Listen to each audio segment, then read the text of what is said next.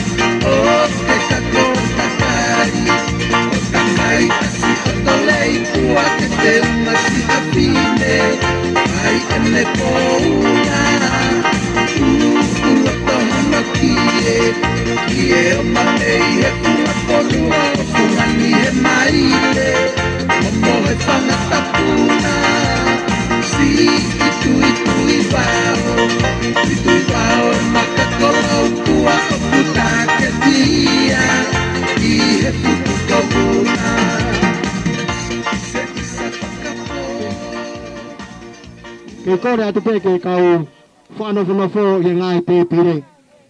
Ka taki mua a tau tolu koe na tau whakaongosia i he ngai mea toko ni. O si ai pe ai tutuni ai ko si rio ko toko taha pe nofo tari te pire. Whakatata iange mua ho ofa. Ke whakaonga i ea si kakai kuna ulawa mai pe me ngai whitu keke. Ke nau whakaonga i e tau ofa ai aha koe ni. Kue e kau pure ngā ue he nā kunau takataka i atu. Kore atu ke kau pure ngā ue. Mou kata ke whakanofo mai reo aki nau tau koia.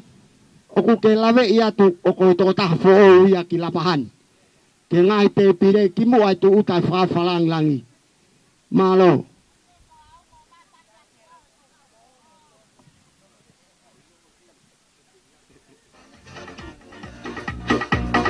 Ilenga ko koe kia o nofo anga koe ke mau.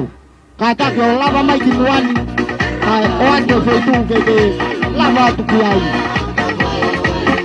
Soa ko toa te mo ruangi. O kuiheni ke kia o whetu ke iai. Kore atu lava mai ke ki muani. Ke o atu ke kau pure ngā ue whetu. Malo.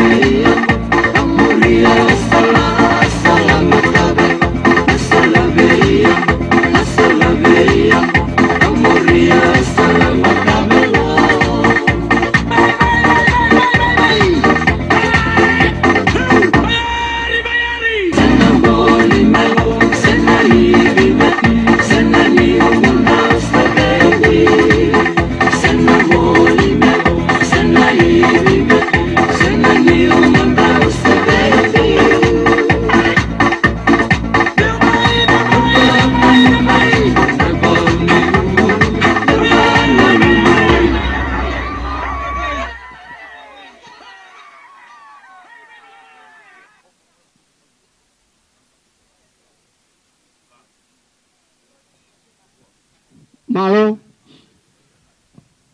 koe tahai ni ngai Pakatokanga ke taimi ko ia whakako e ngai whakameite. Kore atu.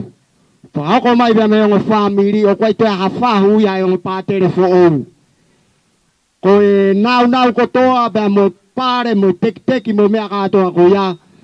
O ko hau kaha katoa pe ke te pire koni ko te te watu he whamiri.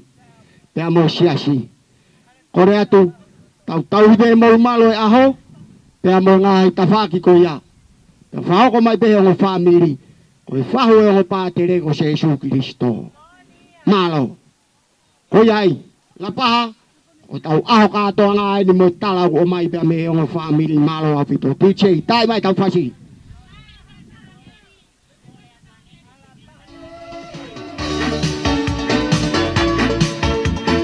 Kore atu sekretari. Koe mau koe ke te pire. Malo.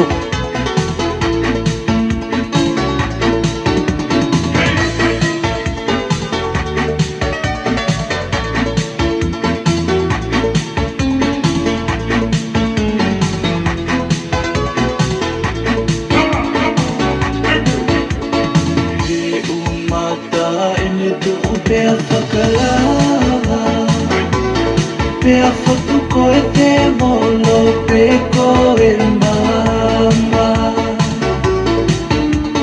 Ho'o ki te mai whakapoko e laulo taha Koe sio ata he mai ko Niukokai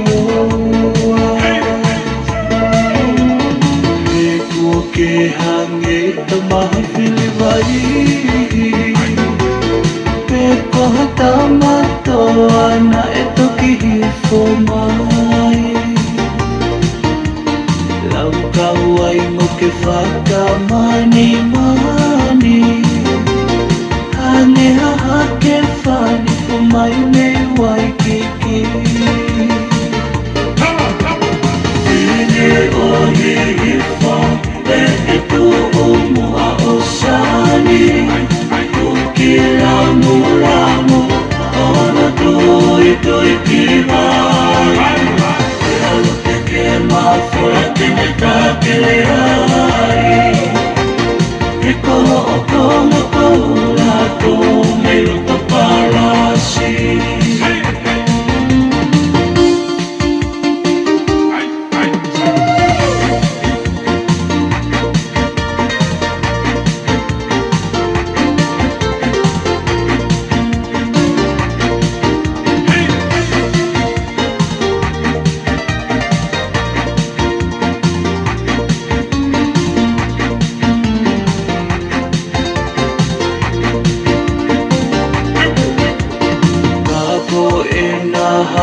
Papai paongo Maha sisi ne fungani kolikoto E nā e tui peia me ono aho E koe fuaia a fui maono Ulu tau moho moho o taki moe toi Panaulataki, kumahoto kumuani. Koret ke panaulataki. La panaulataki ini kumahoto kumuani ke te pire. Malo. Koe lai penoia oe o tutomani. Ine o hihifo te itu umua o sani. Lamu ona tui ki mai Lalu te ke mawhora tine tākele ai E koho o konga koula ko me luta parasi Lalu te ke mawhora tine tākele ai E koho o konga koula ko me luta parasi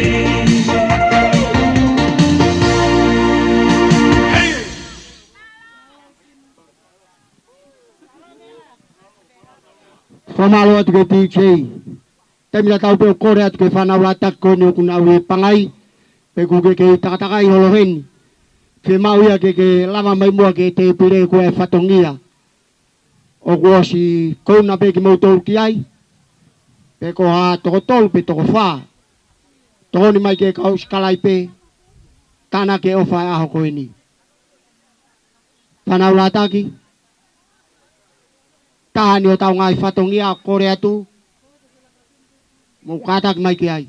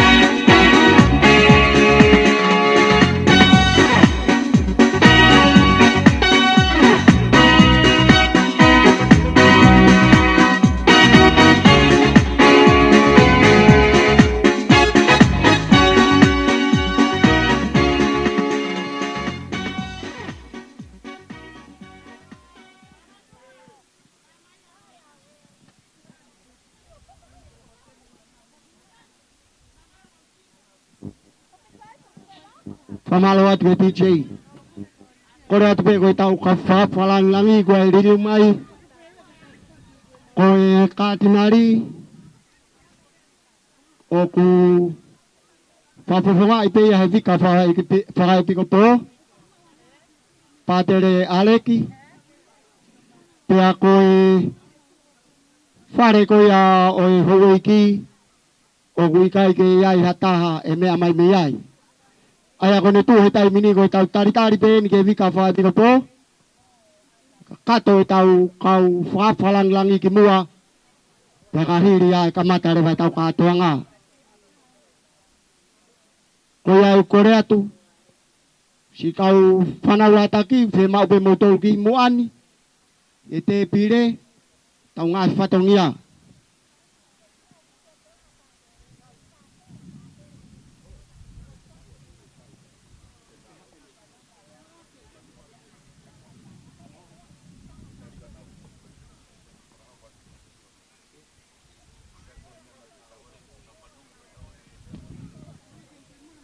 Malo kata ko ki whakatonton pen ke tau kau whafalang langi.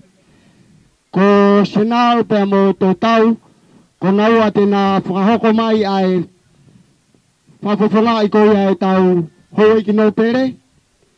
Whatontonu ia ke tau polokalama a ko ni ko ia tau taitari kia ki naua.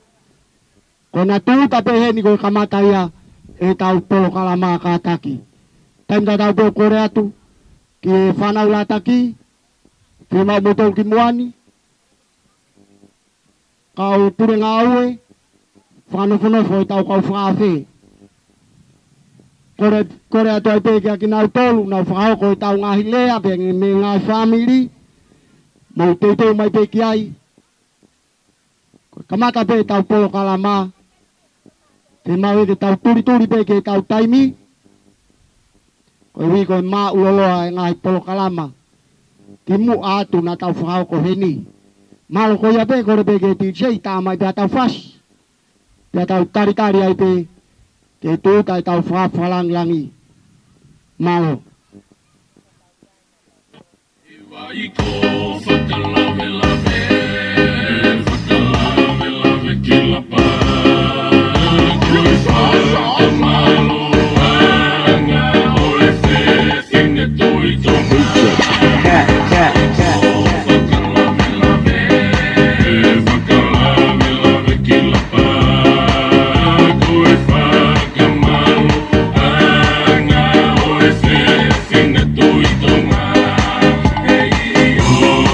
Mana tu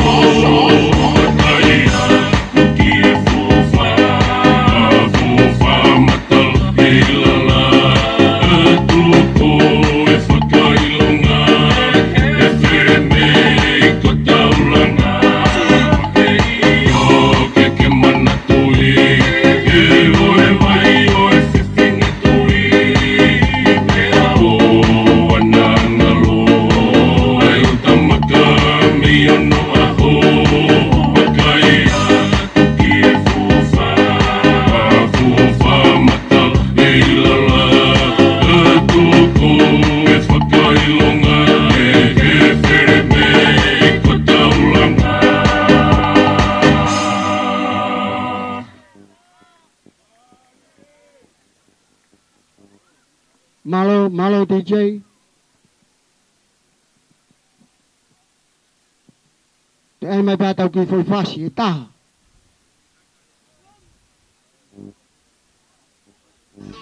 Look at that body. Look at that body. Girl, look at that body. Girl, look at that body. Look at that body. Girl, look at that body. Look at that body. Girl, look at that body. Look at that body. Girl, look at that body. Look at that body.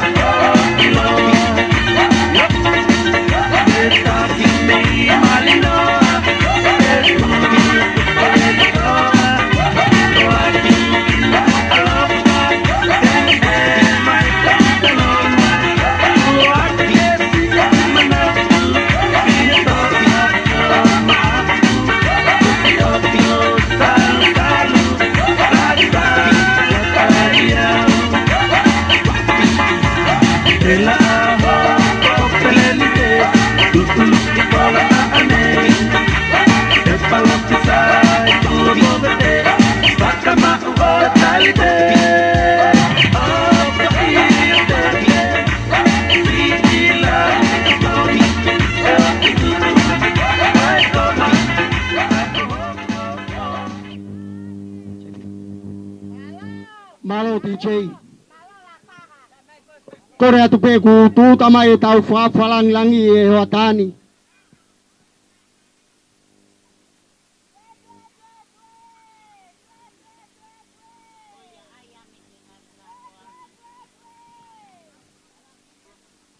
O Korea tu. Tau kato amo ke olunga. Tau pas-pasi. Tari-tari a tau fa falang langi ke a ko ini.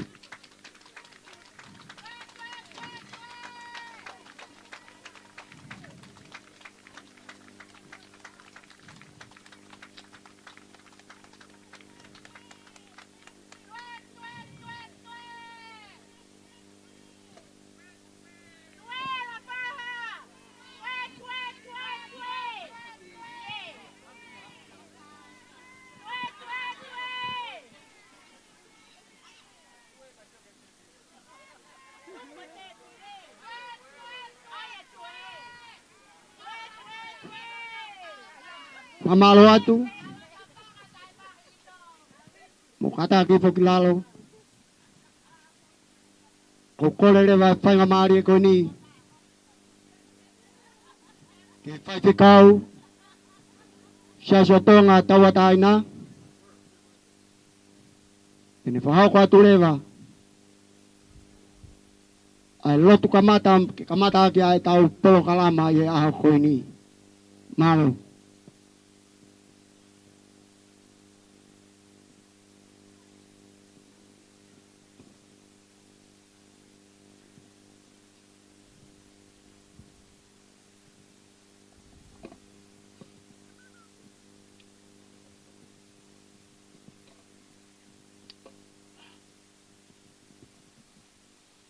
Tulau pe mo fa papatu kata ulot utua ma fimaf ko ma tamai ta ngata afion ko tamai ko a mo iki ko sisu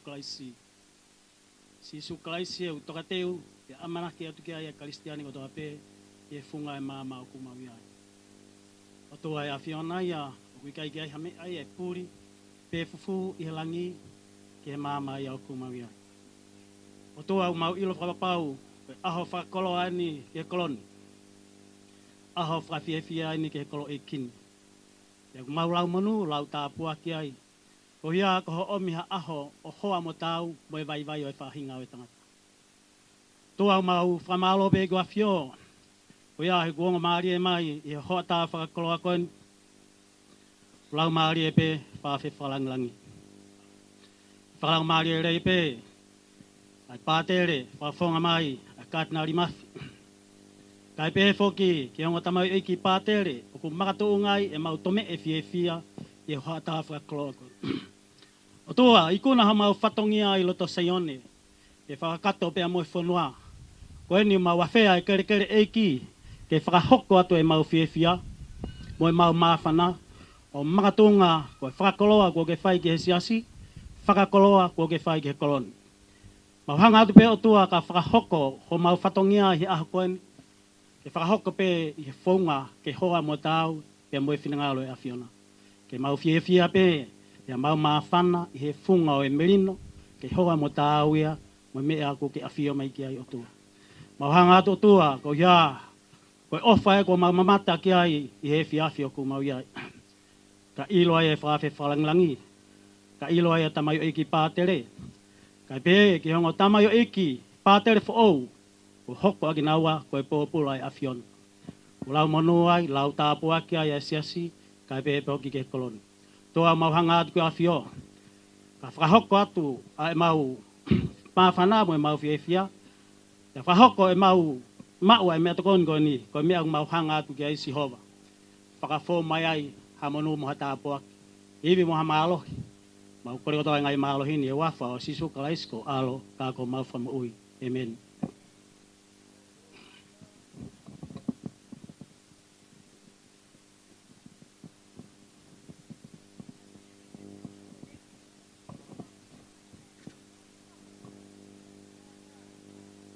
Pamalo ki paipikau, whahoko atua e tau lotu kamata e a koeni, mo Atu'aki ai pe ai te pile ilo. Te tau hoko atu lewa, whape hene sea e palokia, ko silio a Lapaha, tongo. Tene whahoko atua e tau rea taritari o e aho, malo.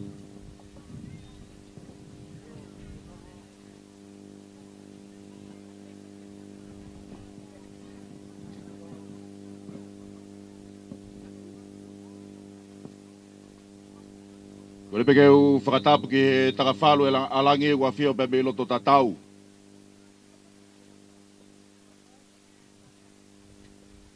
Tapu ki he talatuku whakaholo e ke ten tapua. Ka koe laftani e lompe au. Mo e kahau o kauhala au tā.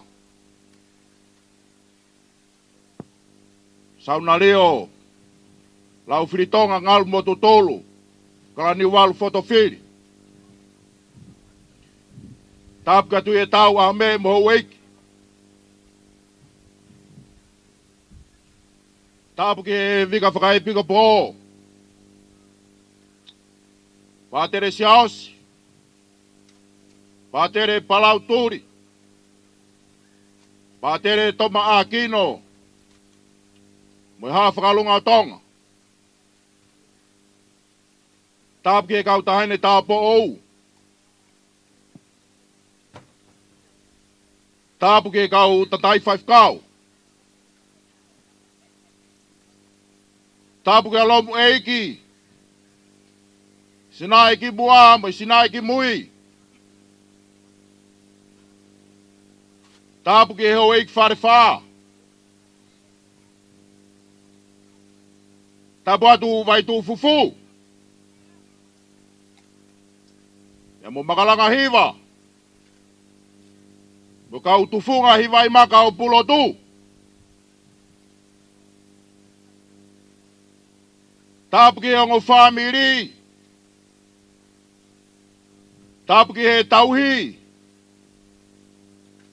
Kainga lotu. Sangato ato ni o patua pe mei kolomo.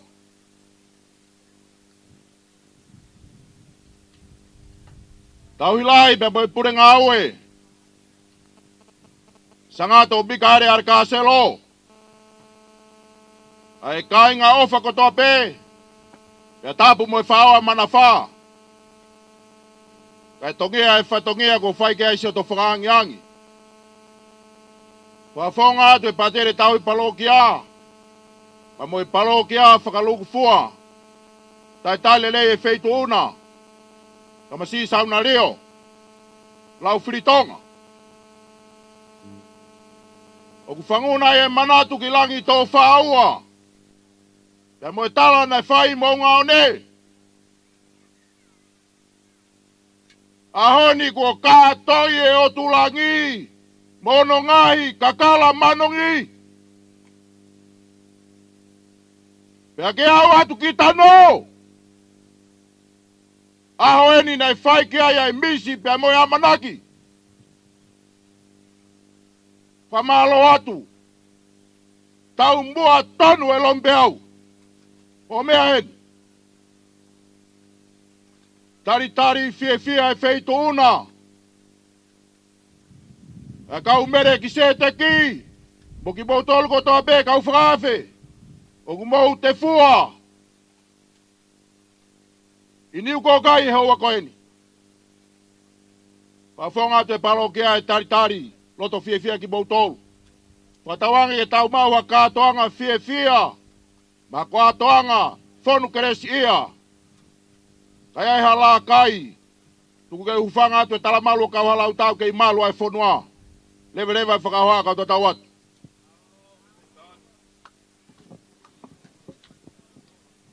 Whamalo ki he sea e ko silio. Whakapalo ki a Lapaha. Tongo no whakahoko atua e tau rea tari e a koe ni. Hoko atua i peke e tau lea e whakahoko atu.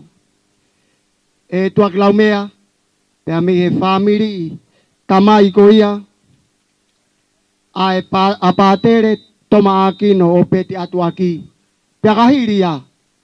Tafi mara e ai pe. A e whameite e aho ko ia. A e whamiri tamai e tau polo kalama e aho ko ini. Malo, Takuilau mea. Korea TJ, tai maki fasi. E tau hoko atua e tau rea malo.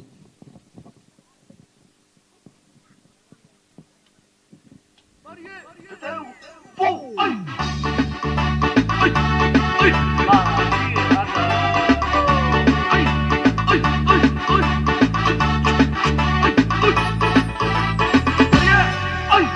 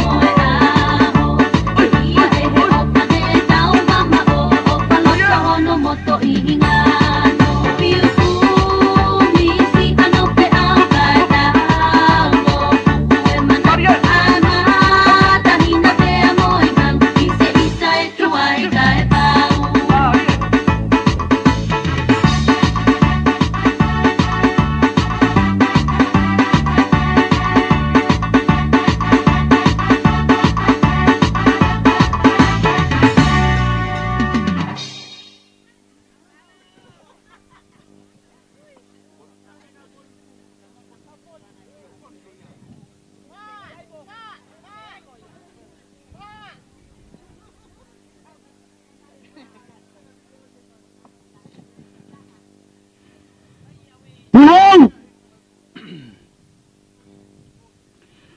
Palau!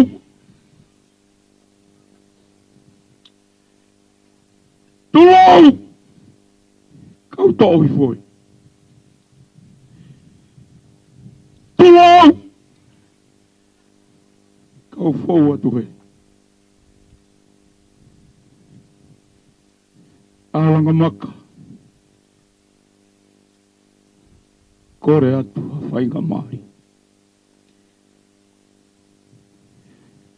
Tuku pēmua. Ke upiki atu e palai mai a kōri mai e tongo. E kua ngā tū e whonua. Pea kua taalo e akau. Pea hiwa ano manupuna. Pea malawa e tangata. Ke upiki atu ai. Ke upiki atu ai. Mga hiwa. O mai aki whainga maari e. Ke utukutuku lau mea mai e whamiri. Mo mautawa. Whamiri masiwa. Whamiri whakaofu. Tō ngai pēa wawau nā tō. Ko mautupua ngā ko tarika viri. Mo talakai. Ko ema tangata ia tauwha ahau. Me he loro ahalai walu. Tu i taritahi. Tu i talamaka. Nata he. Nata he horere. Oku kei iloa he akau ko ia i tongani. Ko i ngatae. Tau o wholaha. Tākai! Hawhaki i au tuitonga. E nā tai. Whakaraka e tarika vila no pōwai. E tangata nā ne lapasi e tuitonga. Kawa tau o pēa. Tō maranga. Tō marikini. Pēa nge mai o kuheni hoku reu reu mawhanā. Tua tōu e holo mui a tau whaahau. Moe asi. A tarika vili. Pēa nge mai o kuheni hoku reu reu mawhanā. Me kaila e kau. Tangata. Koni ku tau mai. Ko haa mea whai. Ko niu ka mākau te tūkilala. Me ko iawa ia e matabao na kau. Whamu māno mai. Ki ho whainga kotone. Ka o. Ka o toa maranga. Te ko huri eni. A mahe. Pua mo lolo a tonga. Ko mau uhi ngā ia. Ko mau tawa e tawa ki tonga. Ke mau mai. Tawa ki tonga ke mau mai. O ku kei tao a fuka. O likuna. He koho mau whaiwa ia. Nā wawau nā toho. A wawau nā toho. Nā kai te whimau o hakoa. Nā kai te whimau o hingoa. Nā kai te whimau o karakare. Ka tokona i pēa wawau nā toho. O ku whekau aki pē. A Toma'akino. Ngā tokona i a wawau nā toho. Tokalale a kau whakalawata ngata. Kua ka au sia e maka maire. E tapa te taha. Kua osi e mai a ko he kutakai. Osi e ngai matai kai. Osi e ngai pure. Osi e ngai mea kotoa he kuau ki ai. Ko toi taha te. Ko toi ngai nio paso o. Tāpuni hea honi. Ko osi i kula. A mahe ia. Ko kakato e wakai au mahe. Pea tātao ma mahe lolo. Tike hau whakaku. No pe. Ai waka. Lolo a tonga e maka ko lae tangi tau. O whakawa ki waki. Ko whia taimi. Kau i kai toku e bate a ki ia. Tōngai pia wawau nā tō. Tōngai pia wawau nā tō. Ko oni. Kupa koa. Ai mai moa. Ai tangata iki kātinari. Surani patuta kātinari mafu. Whawhetai e. Lango. Whawhetai e na moa. Kau tangata iki whaiwe kau. Whai. Pe au e whoha koeni. Ki e otu hai te Tongatapu. Tulawe fia ai Lapaha. He aho koeni. Ki me tua o whamiri tai iloa. Koho. Mau. Lava ke mau. Kaua he lau. He kua taku. He lau he au. Koa honi. Oku tolu maari e laha. Tu katoa he mahina. Isa ho umata ne atalua. O tapa he tohe lau matoha. O te o whakanofo ki tau kua lua. Ua osi ngā maari e. O tuku tuka grau me e tōmalanga ane nai. A tawa i whakakoni. Palau. Toma'akino. Siaosi. Toi tito koni atu pe. I kai hatoi whamiri ia. I kai hatoi toko ua ia. I kai hatoi tamai. I kai hatoi whae. Koe a kai whakalawa. Koe whamiri ia. Koe kau tangata iki Patele. Koe kau tahine tāpeo. Koe kātinari. Endeneri kātinari. Sone pati tapaini mofi. Koe! Koe tari pe ia koe whawhetai. Whawhetai he koe mea ku tawanga ki hei. Tau he tau kupua ke me tau whanau ki he koe. Ka rea, koe. Koe mea pe ia. Koe. Te te tai kunai. Koe ahoni. Koe whakahaa. He tamai hono mao ni oni he ahoni. Ke loa tonga pe. E tau matangi ware. Aho ku tau pare. Ko tuhu whakalongo e matangi. Pea tuhu moe uha mo hafua. La kune whakamahina waki tau rau. Ko au. O ko pure. Ki e rangi i pea mo mamani. Ko mea te na toi mana waho ki ai. Ko mea te na toi uwhia ki ai. Kau ko ta pui mo whalawa ki ai. Lapaha mo kai ngā lepo siasi. Mo siasi whakaluku fua. Hange koe kore ane hu. Ko ta whatongia lo pua si whanau. Lo pua pe si whanau he aho mo tō. He koe whiri e kui kai mamohe hataimi. O ku au taka miho pe. Kai orawa kua ne taho hataha. Ki mawai atai ngata. Koe ai kore. Ta moe rea. O ku whai he hoa koni. Amara more. Ko honga ia taha ki a te au. Ko hoa ofa anga. I kana i kai ha hoa ofa anga. Ke i kai ha manawa. Kana i kai ha ofa anga. Ke i kai ha fua pe ko Atu'aki. Whakawhetai. Whakawhetai atu. Wāreri. Whakawhetai i whaki e manawa. Whakawhetai. Ko lale monu ai. Ai si. Lale monua e whanua. Pea mo mama ni katoa. O kou saute atu. Ia te koe. Saute atu. Fifita. Ia te koe. Whakawhitai e whanau tama. Whakawhawha. Koe ahoni kua hoi fua.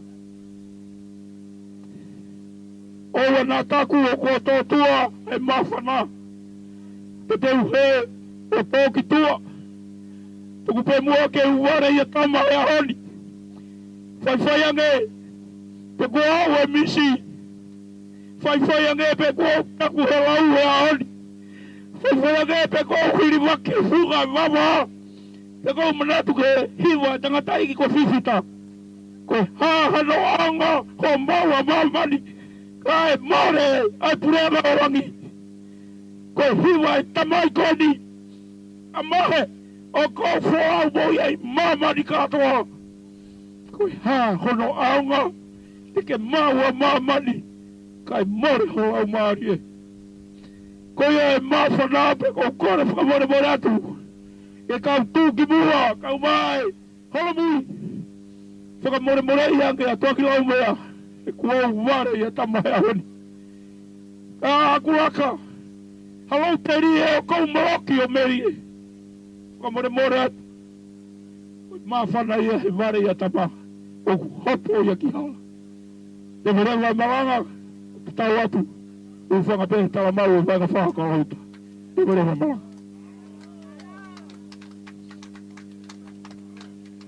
Pamalo ki a Takuilau mea. Omi e lea whakapopa koe a tau inasi ai.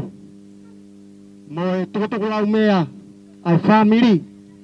Pako kore whainga maari e koe ni. Ke whakakore vai ai temi ai whamiri tamai. A Patele Toma'akino o peti Atu'aki. Kore a tisei tai maa ki whasi. Kai whahako ate ai temi koe ni malo.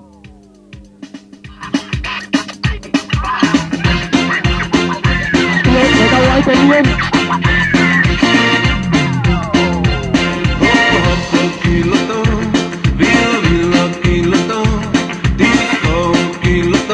Family tamayo.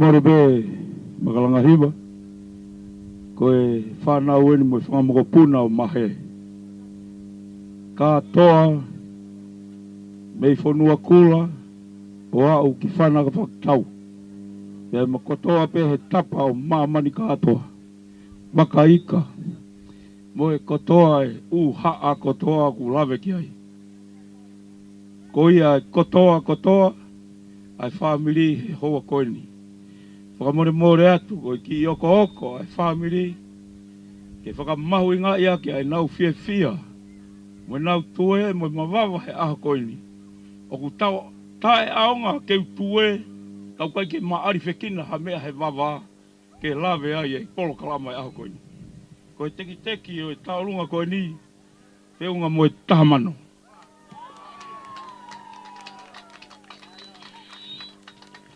Ia muka taki pe avanga tonu pe ke te pire na to e fihi ato me ia ka wa e ta ka upanga Pakatapu. Malo tafasi.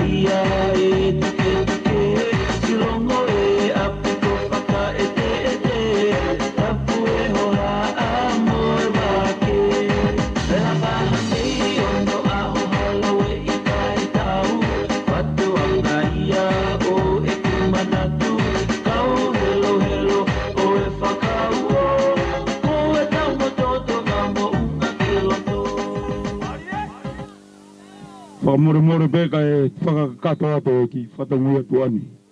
Ko e ki roi kau koni na e i loto whamore. Whakia ma e vika whakaseni are ke vika whaka e piko pō whamore whakiko ke wharikia ki ho ka ho whuki o whātu malo lotu. Whamaro ki a Tuaklau mea, pa moe family tamai, a Patele Toma'akino o peti Atu'aki, hono whahako atu ai tau whameite, ua ki a koe ni kore atu. Te ta hoko atu rewa ke family whae, a Patele Toma'akino, e whahako atu e rea e Vareriano tau whahema. Vareriano tau whahema, koe a tene whahako atu ai lea e family whae, pea e hoko atu ai pea moe whameite, ai family whae koia a Patele Toma'akino. Malo.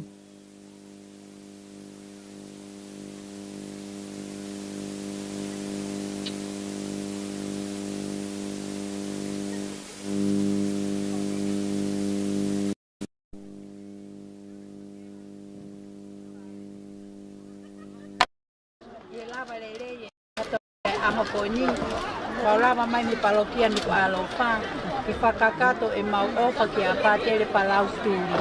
Ki hame aia e mau ka koe whanautama pe anu alofa. Kauksi pe e mau foaki ka whakakato koe eiki e te ni whanu whaka. O whaka ki mau tau ko tau pe mo mea mai me ope. Malo au pito.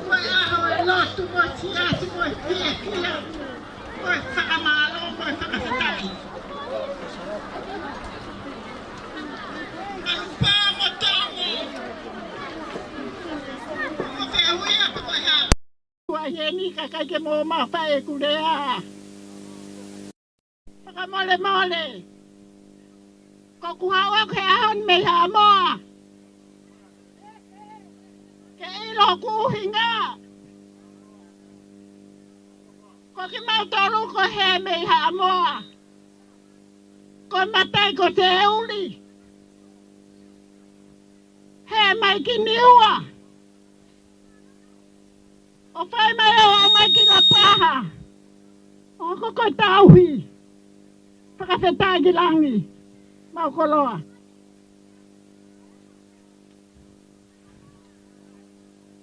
O ngoki tamaiki. Mo whakamole. Whakamole i aho e ahoni. Ko lawe hok whatongi a. Koe ke ule aho mo Malani Lapaha. Hok whatongi a ko ngoto umu. Ko lele ya me ha utu. Mole, ho waiki. Ko aho e o tala ho to uhinga. Fihi. E ku kau mata pule. Fale pa, whakamole pe. Makalanga hiva. Te utu pe he aho no lau ka atoki mo tolu. E kai oti. Kai whakawhetai, ko hokuha amoa. Kai ke ulawe i e au. Ko toa pe koe hahalea. Pea ka pao e aise a rea o kumahe heu. Mō mea i koe si e anga isi e te rere me ha. O tu whakamole pe tuhe tau. Tuhe tau aho me e. Ngāri kai mumua he ahoni. Takuilau mea, whamole ko lawe i pe hok tu ngā ko nofu pe ki lalo tari ho pe kau. Kau ki hao hake. Whakaponga tamaiti, ko ak mahanga tolu, he ahoni.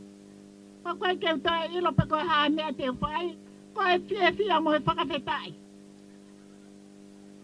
Ko ki ilea pe o kou lawa. Ko mo tua koe ni te oktunga ane. E si lere mai pe o kore mai. Ta po o, kai ke urawa o lea. Ka take ka kawa ki pe aki lea pe tolu. Pe ua, kai kehe pe, ku whakafofonga ki taua. Neongo te tarere mei ha amoa mo niua. Aku tarere mai pe o mai ki Lapaha, ni o whai whatongi ai ke tamai ke o Lapaha. Whakawhiawhia, whakawhetai ke o tua aku mo mea mai. Pe Pea mo mea koe kua whanua Lapaha ni homo koloni he kau Patele. Ke nau hanga lo Atu'aki mo ua. Nau hanga lo Atu'aki mo ua momo whaana momo kolo. Whakawhetai Lapaha. Whakawhetai a lotu. Ko manatu hake ake. Tangata e Patele whalanse ko Patele kale. Lele mai he oto Fakanofo ke whai whatongia. Peo lele ato whailo aki mo ia. Mea maa Patele kale. Ka takpeta hinde, o kai peko o lotu pa, o kai peko lotu o mātua. Ko lotu pe ho whangakui. Toi aha mea ko kake toi hala ia ko mo oni, eh? Ko ia ko whakawhetai, ko lea ahoni ko whakawhetai mo whakamalo. Ko ia kai ke mau harea whiunga Lapaha. Mo ia olo kita mai ki ko au kuna mea me mua. Ko lea pe ia mo fia a ko ni. Whakawhetai, pekau tau lea whakataha hange ko lea e punake ki hiwa ko whanongo ahe ngai ahoni. Maali e te etu. Koi whakaoti a ku lea, maali e te etu. Maali e te etu. O whaatu a ki moto. Whamalau heni ki a Sista Maria Simeone. Whahoko atu a lea koi a family whae. Kore atu ai peke nau ai temi. Taimien. Kore atu pe ti chei taima ki fasi. Taimi tatau pe kulawe atu e motuani kamata ke longo amai e tawhaki koe ni. Kore atu e tau he malu e tau Katoanga a koe ni. Kau ofisa he mauia ke tau he malu. Kata ki pe ai te mien e family whae. Te mai gai. Ti chei taima ki fasi.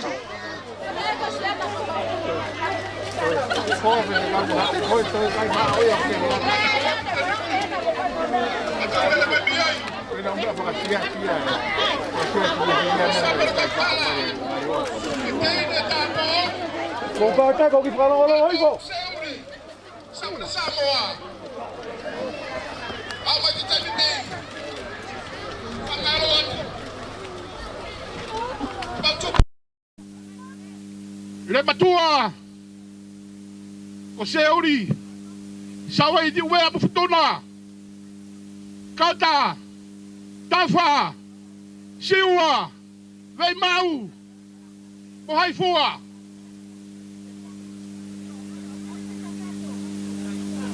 malolo i futuna mo te wea laka mai te whai tōrua i niwa whaau te funga mai lahi Tele da totoa, mate kele, whakatupu. Tau lau nari. Matau matatala bau. Matai aiki. Matau lere mametini bau. Matau sola mai. O mare mu. Mone vela. Te matu. Matou lele mai no foi de Lapaha. Lele wa fa hoa. O fatu malo.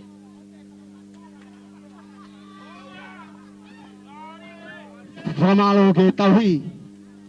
O atua e tuku whakaholo e whamiri. Talu me kamatanga. DJ. Kai mai whasi.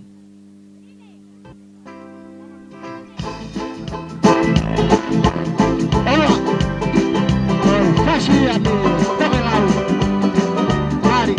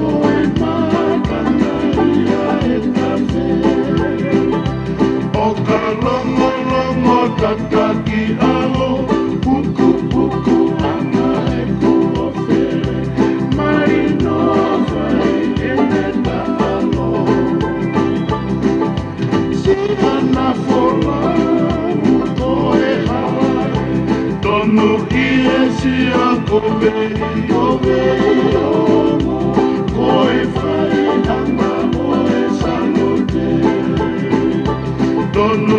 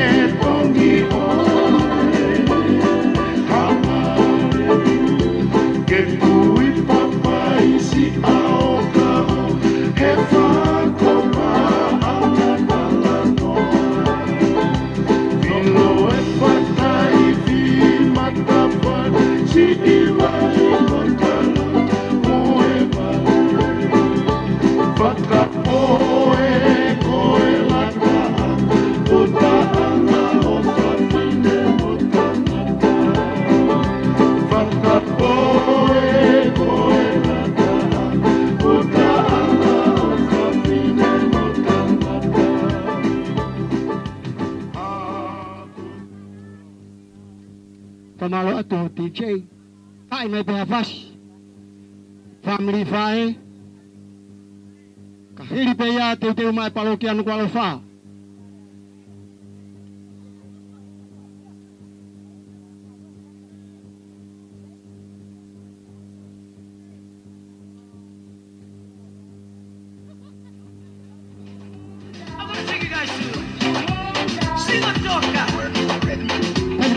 Te mai parokia no kwalo fa. Parokia no kwalo fa. Hindi pe me ni go mo kai ni de mai.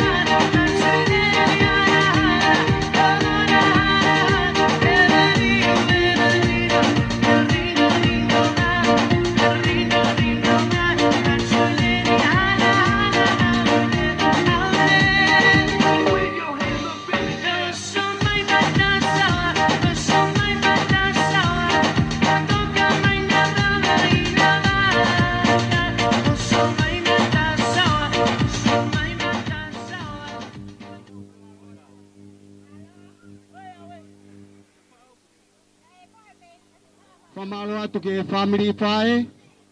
Pao koe ai te miko ia pe moerea o e hoata koe ni. Te tau hoko atu rewa ki e parokia no kwalo fa. E whahoko atu e Papua Fifita. Ko e tokoni tauhilahi o e parokia no kwalo fa. A e nau whakameite pe mo e whatongia o e hoata koe ni. Malo.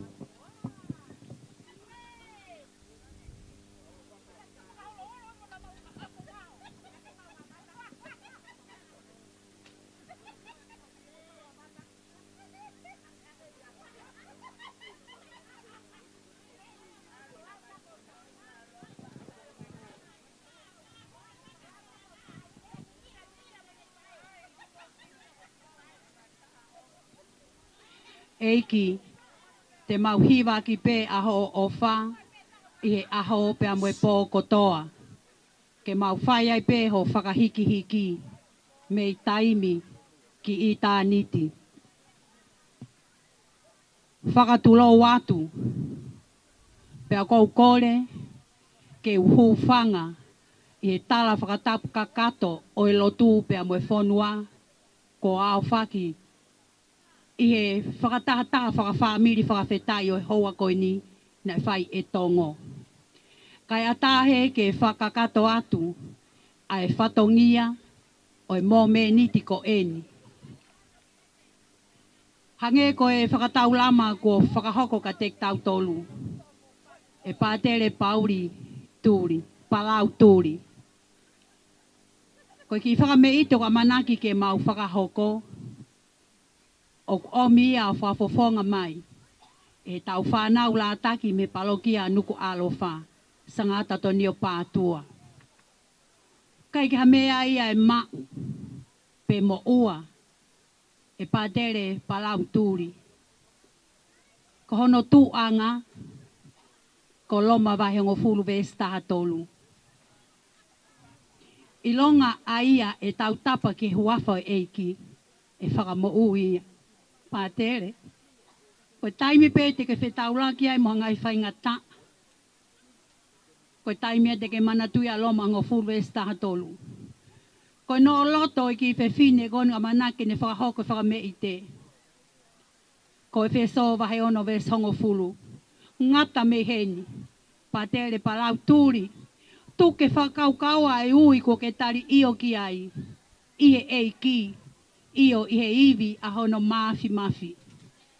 Ko hono vesa pe amo hono va e. Whakamanatu pe Patele Palau Tuli. A sione tahanima. Nofo koe ki he vaine mo ni a ko eiki a ko sesu. Pea ko hono teki. Ko sa me watolu ves ulaki. Ko ia e maulo tu e ngai fofo ngai wha e ko e ni Patele Palau Tuli. O kai ke mau kakato mai. Whamanatu atu. Ko ho tau hi ia, ko tau hi e eik o tua. He kai ke tau masiva ki tau tolu i ha mea. Pa ko hono paanga mooni. Patele Palau Tuli. Ko ki paanga pe tolu wafe. O mi pe ke whakakato aksa o whatongia. Ka umaa e si o sangato Mikaele. Pehepe ai ki whahoha malo DJ. Ke tamai peha whaso wheunga mo e kau fofonga i wha e whanonga i he eiki konunau osi i he mala e. Whamarat ke tangata whakataulama. Lewa he, pako ofat ka ki mau toro no kotoa. Whamalo atu ki a papula whiwhita, mo si kau whewhine. Kore atu DJ ta i mai nau whasi. Taimi ta tau pēng whakao ko atu koe tau tepire ko ni ai komit panga. O kana katoa ki ai ofa e aho koe ni. Ko inas katoa pe ai ongo Patele, fo ou he aho koe ni. Kore atu, DJ mau pe, tumai rewa tau whasi malo. Taimi ta tau pe teu mai, ai rea e family tamai. A Patele visesi o Palau Tuli, whakao ko atu ai malupo a te aroa. Kahiri a teu pai mo e nau ai te mi malo.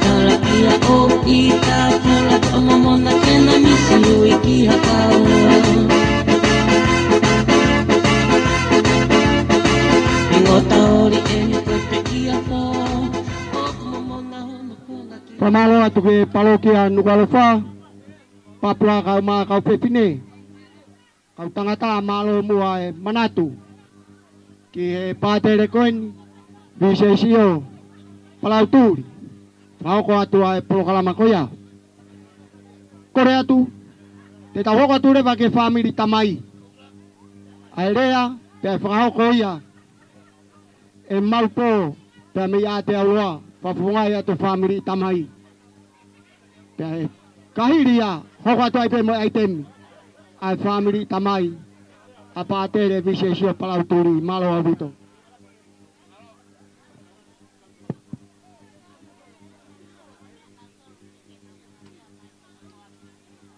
Tapu mo e takawhalu e langi tau kakapa. Ka koe toka i mananga kune a whio me iloto tatau.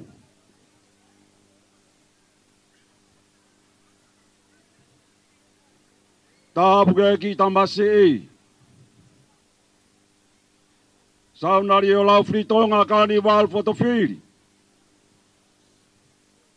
Oe tumu o kau halau tā. Tāpuka ui e tau ahome e. Moho weiki. Pakatapu ke hevi ka senyare.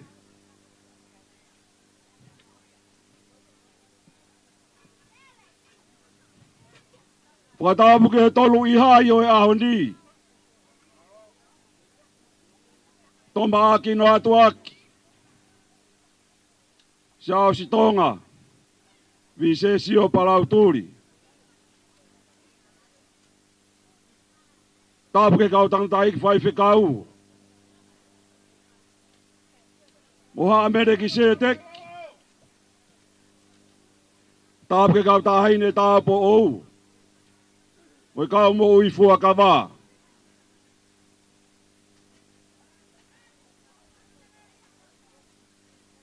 Watapu atu tongo. Malupo.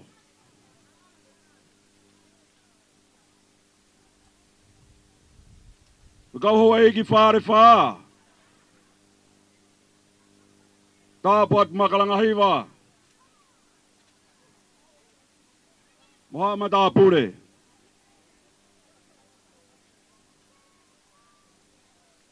Waglau mea. Tuku mai mua hawhainga maari e. Malupo i Aotearoa. E uwhawha ki tahi. E aho mahu inga koini. Kau ki iwa kuaka. I he tawha ki tamai a vise sio Palau Tuli.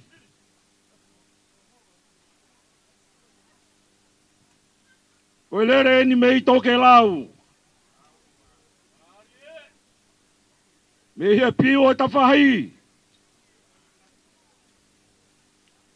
Maka mimisi. Whawha ki tahi. Koe taaki moe aka. Ai tupu tonu ai moto andi. I e whunga waipoa. I niwa topu tapu.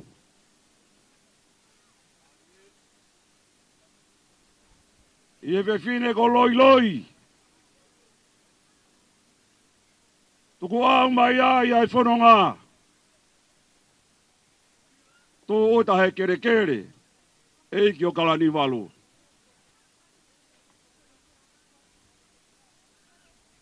Ne whai e sika. Ia tō ia whata mawhana. E siako ka whoa. Oi alo i talau.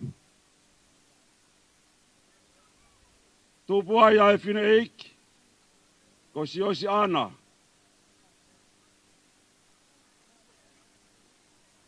Mau hoa si osi ana kia se te one turi.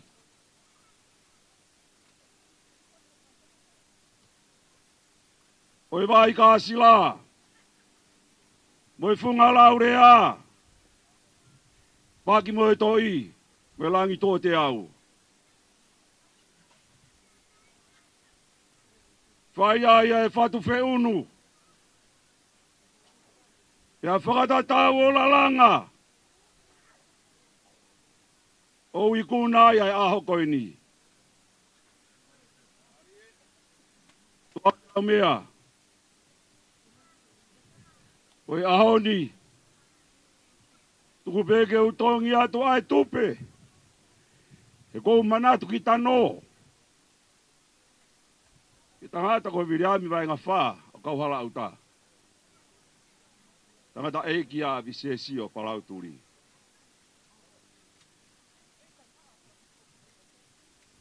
Koe whaamiri koe ni.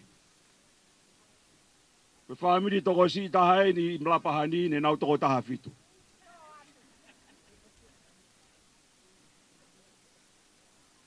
Ia ku alongu ai a visesi o Palau Tuli lahi. Whakahingoa ki ai a visesi o Palau Tuli koe Patele ai ahoni. E koe o kou whatapu ki a te ia. Malo e alo mu.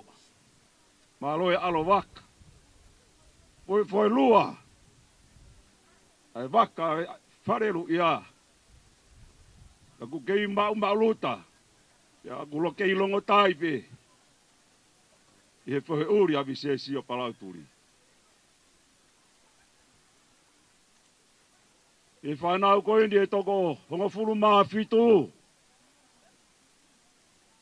Koe reo kolo e whamiri koe ni. Patele tau kei turi. Kone pekia. Ia ku tō e toa. Kai tu e toa. Pe tongi mai e vise si o Palau Tuli he ahoni. Family koe ni koe family masiva. Ilo he Tonga mo e Tokelau. Koe nau matai koloa. O ku taha pe. Koe lotu pe mo e whaiva. Ta koe ahoni. O ko uongoi. O ku teki whaiva. Ai taha kotoa i loto mua. E o ku tangane. Ai tolu i mahanga koe ni. Unau whakataula maki tau tolu ki loto tatau. E neonge futo o taha fitu koe ni. Hanga kehe taha fitu. Mau hoa. Hanga kehe ia tolu ono. Pe whango fulu.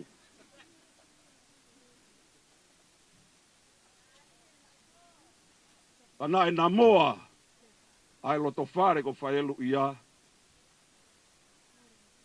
me e api ko Takuilau.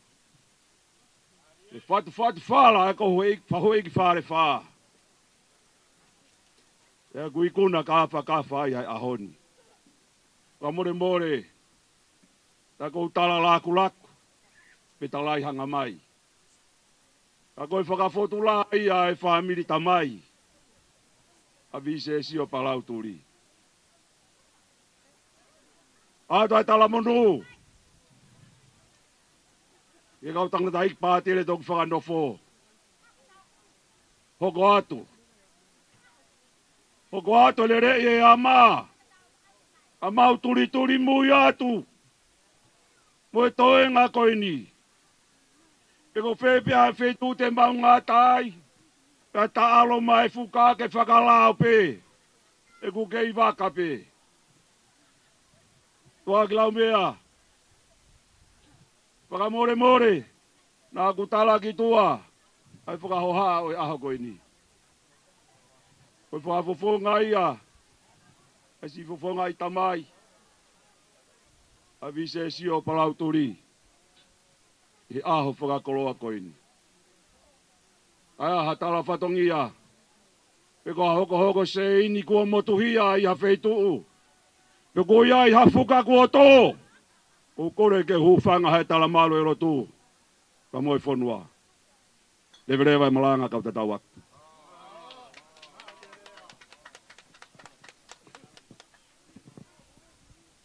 Pamalo ki a malpo a te aloa. Hono o atu ai lea maari e whamiri tamai. Taimini kore atu, teu mai ai tau aitemi e whamiri ko ia, whamiri tamai, a Patele vise si o Palau Tuli. Taka hiri a teu mai rea, whamiri i whahe. Kore atu aitemi ko ni, maa upepe a whahokoat, DJ tai maha whas, ai teu mai aitemi ko ni. Taka hiri a, hoko mai rewa tau olunga, ai whamiri i whahe, pe ai whahoko rewa he ako lolotonga ai taulunga maa whana o e aho. Malo. Kore atu, DJ tai maa ki whas. Kai whahoko atu ai te me family tamai malo.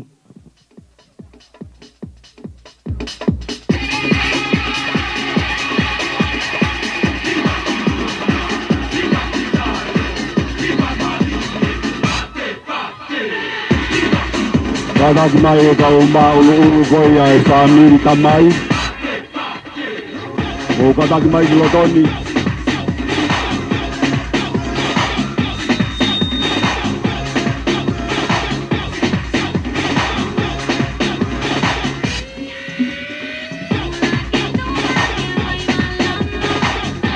Kalaki mai tau maulu. Family tamai koia. Me family kotoa. Visesio Palau Tuli.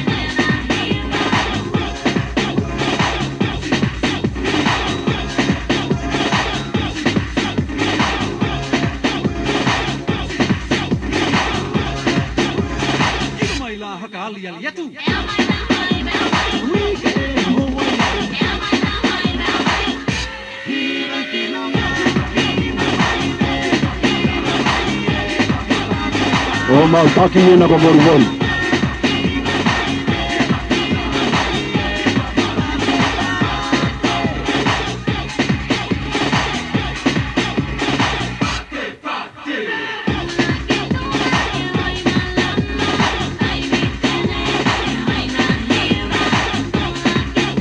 O taimen ko kau whakaloto muai. Uhang boy afa, upeyoto.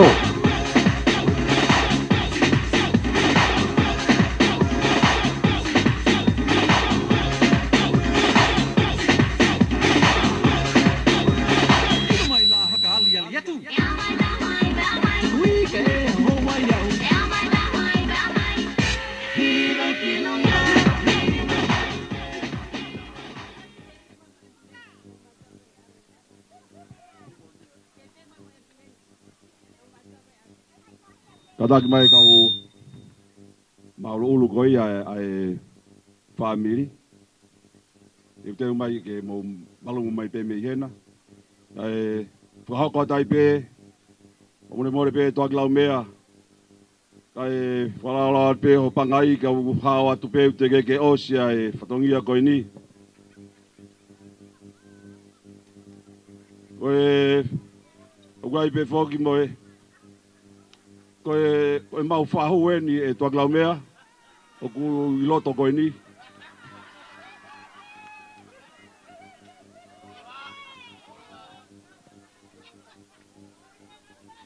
Koe ki tek e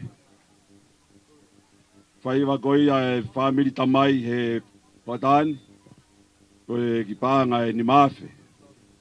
Tuka pe ke whaakai whatongia.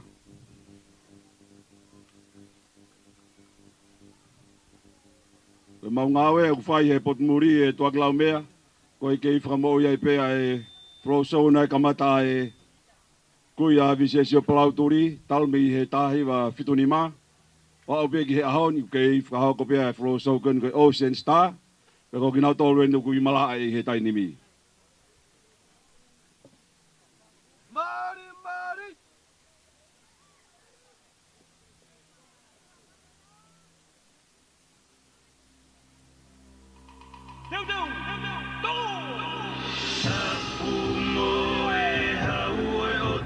Tonga.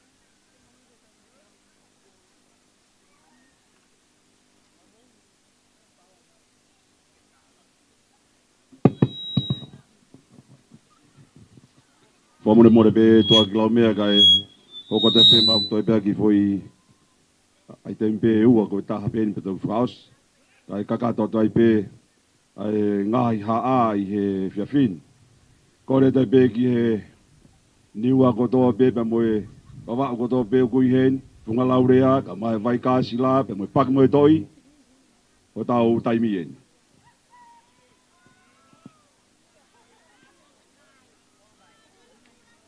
ko e tahai ne ma ulu talu pe me he o tahi wa fituni ma ko i whakatolonga mai pe o mai ka tanim ko e whatu pe ia a se te o ne Tuli lahi i he kamata e Ocean Star DJ hit me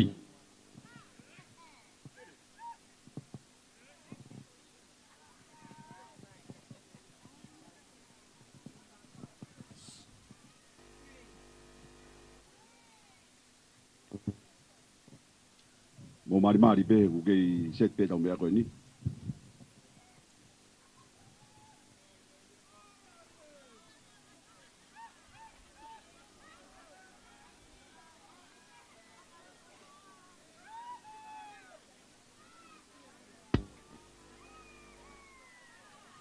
Wai kune toka ngai wa DJ koe ni kune iloi ke vavawe.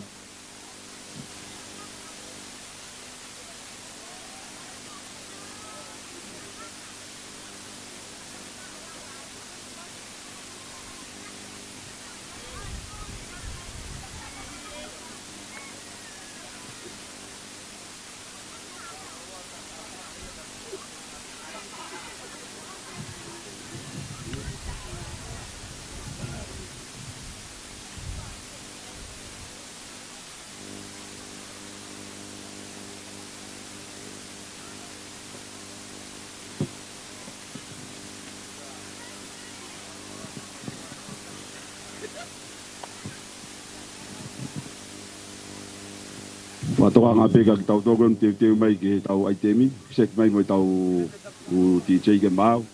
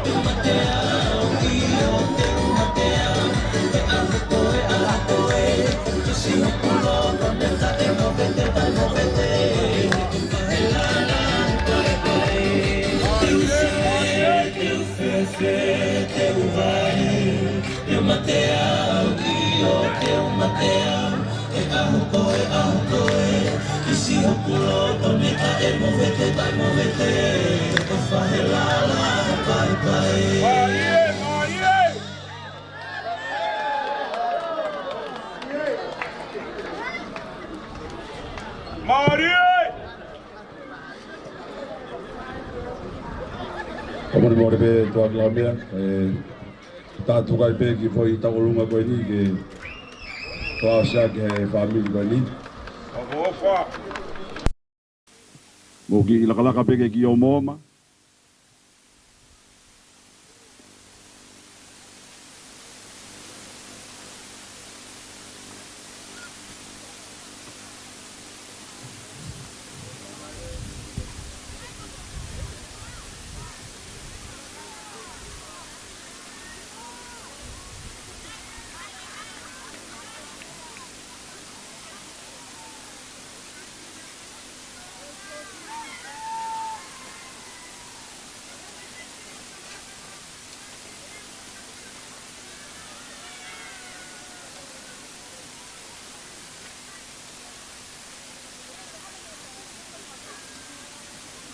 Teu teu, pum.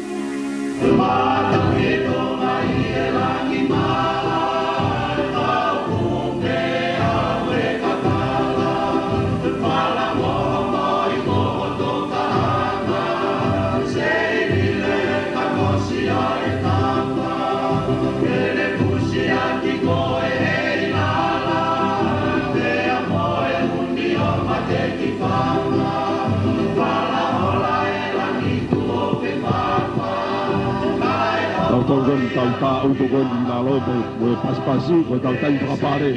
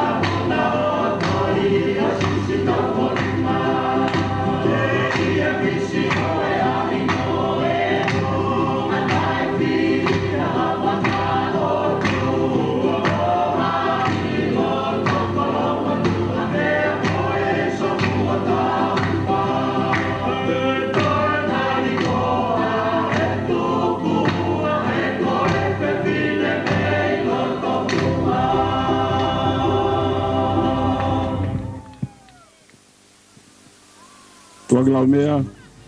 Malo pito e mau whainga maari e. Katoa puno. Tuma wai ka e tanak mai sin ko na ko moto ko mea church. Dan kole ke DJ ke tai ma ki fas ke vete ki a ke tau tam ko ni loto.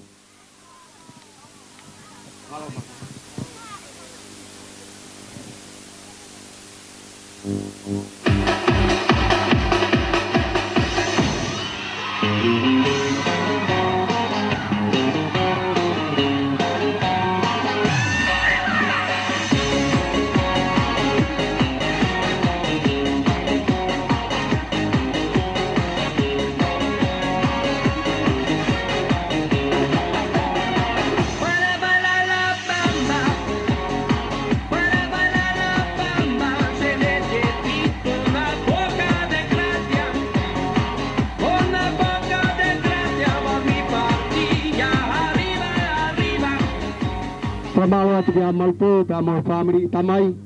Pahau ko atu lea, pia mo item ko ya.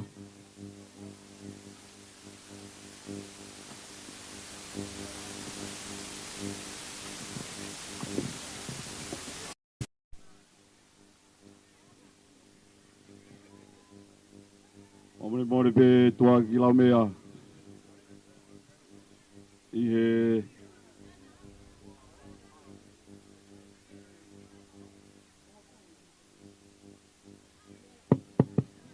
Omone mone pe Atu'aki lau mea he toa kauta e whatongia. Ka te tuku pepe moa ki whainga maari e kukore mai e whangamehikitanga o visesi o Palau Tuli. E tuanga pia ki whainga maari e ki aha nau ki fo i tau olonga. I he whiawhin. Ta e mahino e ngahi waka. I he te whai hawhi tau.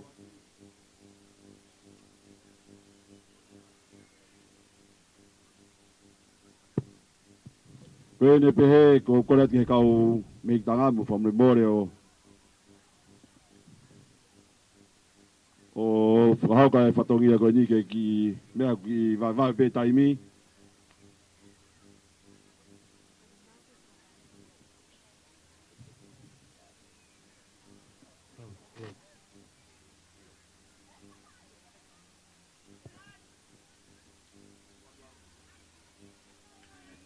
Hello.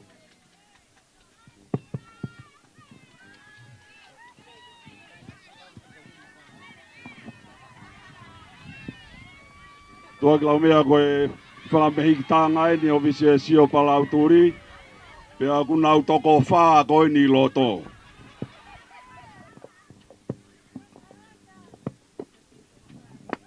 Kore ke DJ tuku mai ho nau whasi.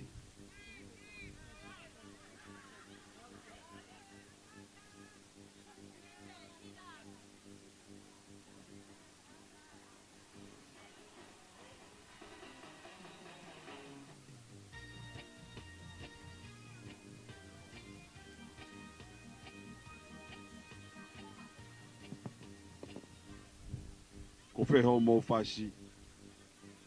Te whakato...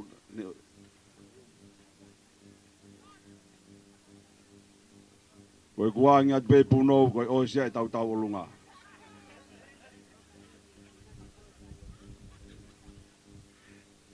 Ka mata kau whakapare ia he tainimi.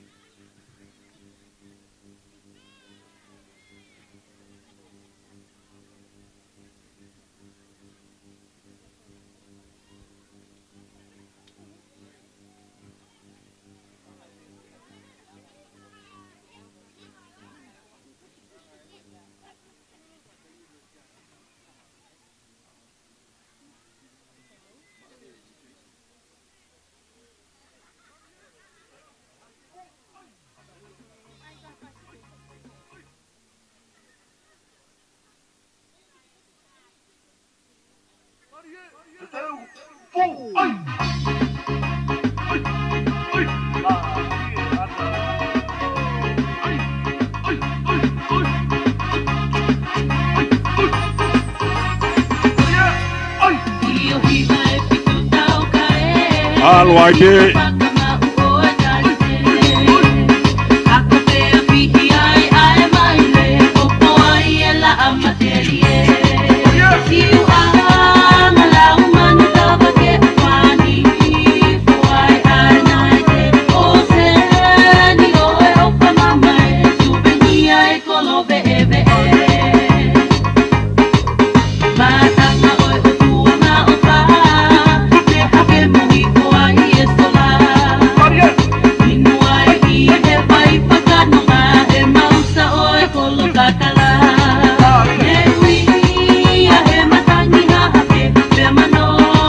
Marie.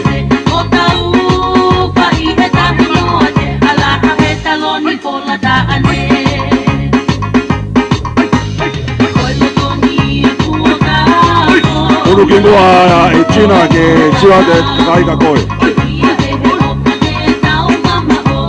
Aua! Ono moto I hingano. Piu kumi si ano pe au kai tau. Koe mana ama tahina te amoi kan. Ise isa e tuai kai pau. Malo au pito. Wa maa po patu e tau ngā ue koina, kai hoko atu e tau prokalama e ko tau ki itoa a kau tāhe tai nimi. Malo.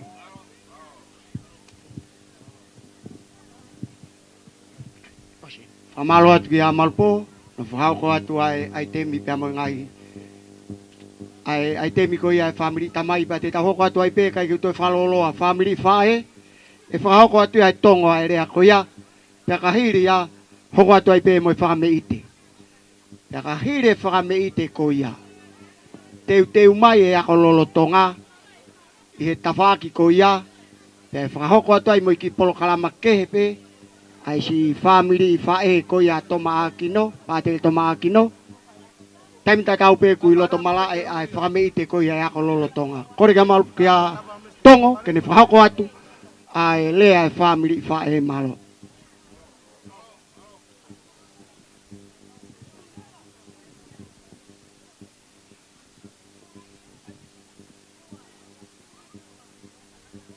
Koe tala whakatapu e kua ato.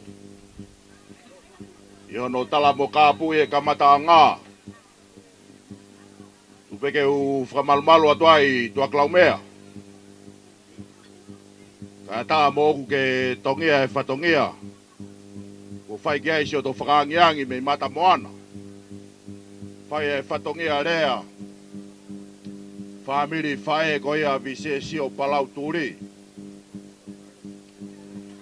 O kou lawe I peu te fua e ngahi haa. Ha kiri, ha tufunga, ha malo, ha toi, ha tu kau o tau ki ha mofuta. Tulou kau lawe atu.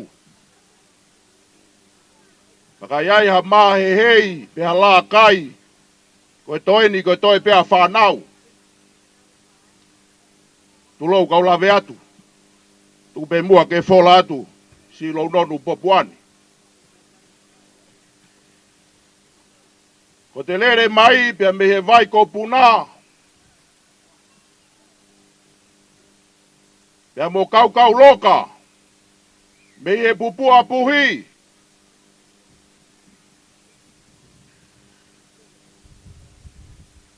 Tā kai hiva mo fae, tā kai pe aulu. Ko tupuanga ia. Wata pia mo e tangata ik tau I palokia. E toko whae whanau koe kau fofonga I whae fita ko toa pe. A pe te la. Tupuai a lom eik. Have a papatai. Tui vai. Motu a koe ni ku whakahoa atu.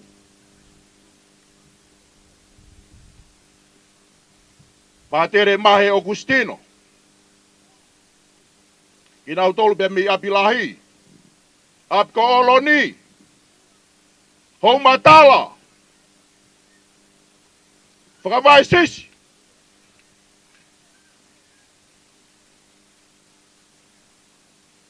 Ko lou toa. Na e tupua ia pakalasio. Apko haa mea. Ko pipiena na e tupua ia reha poto. Apiko tawaki misi. Apiko marila. Tamo Mariana. Tupua ya wha wiki.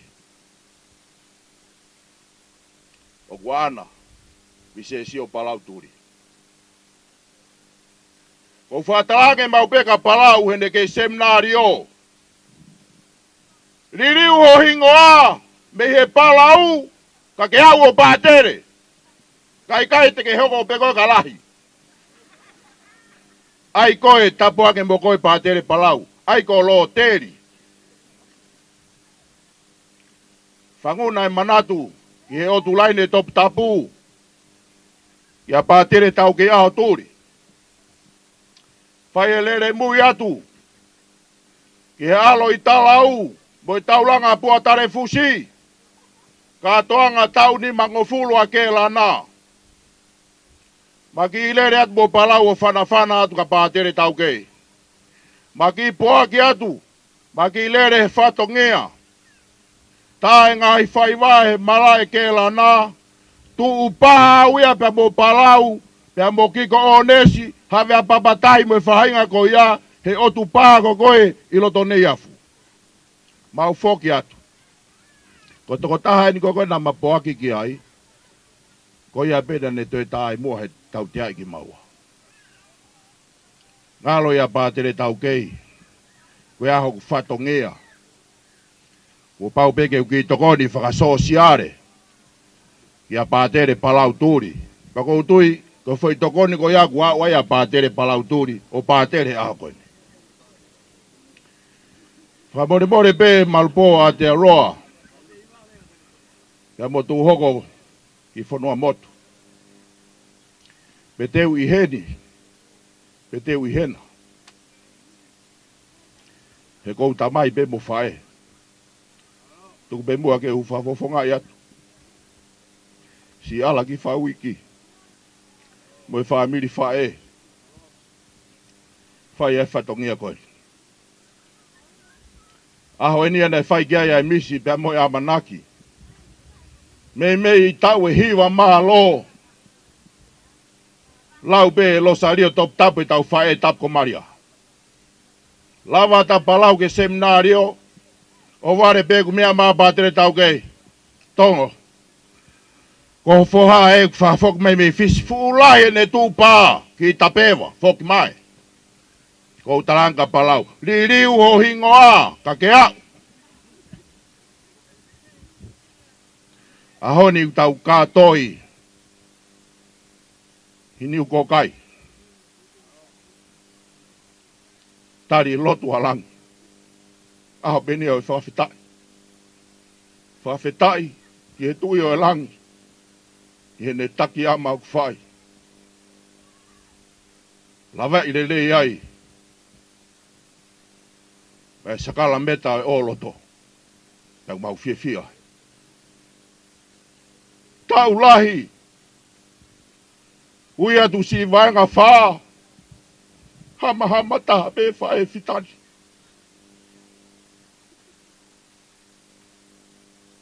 Kanai kai ke tukai. E whalala ki he losario topu tapu e tau whae tapu o maria. Whae pe whatongea. Hu whekina.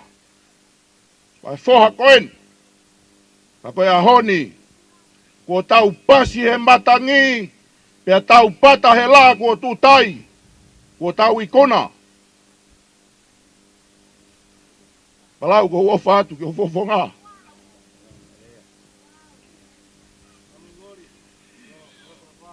Whafofonga i atu. Singa i fofonga i whae fita. Ai whakamalo atu. Ko ke holo i ho maulo i matahe a koeni.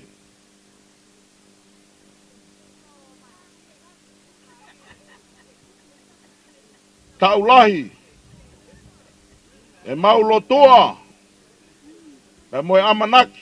I aho peheni. Takuilau mea. Pea mo vaitu fufo. Aho edi o vare ia tama.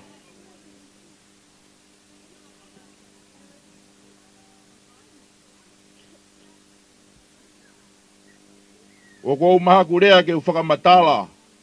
Me e takere hoku loto. E mau hounga ia. Whatawange peke o toa mafi. Saosi. Palau pe mo Toma'akino. Ke mo hoko ko hataki ama. Mo hatau hisipi lelei. Tariangi be whakaongo ke ei ke piko po. Ngai palokia. E vahe at ki mo tolu ke ai. Hange koe mea malanga Patele loni mafia ne afi. Palau, always have courage. Don't be afraid. He will always be there.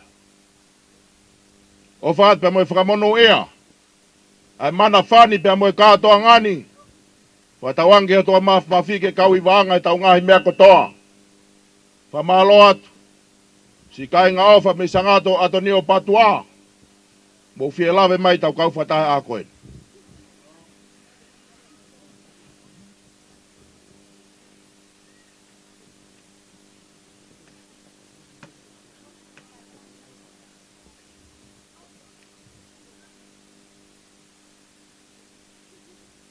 Takuilau mea. Foi toko whaa koe ane nai. Koe whaa nau en pa moe makapu nau lai ni mai koe ni. Ilo i pena tolu i Lapaha ni wui pe koe kau mika ere. Taka ase kau mika ere ha feitu. Koe tae maa au ko nau toko wamon. Kahiri eni. Koe pe moe ki whatongia e ta. Whamoni mori pe tua Takuilau mea. Whakahoko atu ea pato ki hoko atu e pe moe mau whakameite. Kore whamoni mori atu pe ka pau kuaha la kai. Ku whanga atu pe tala malu e whonua. O whaat whau. Mahalo apito.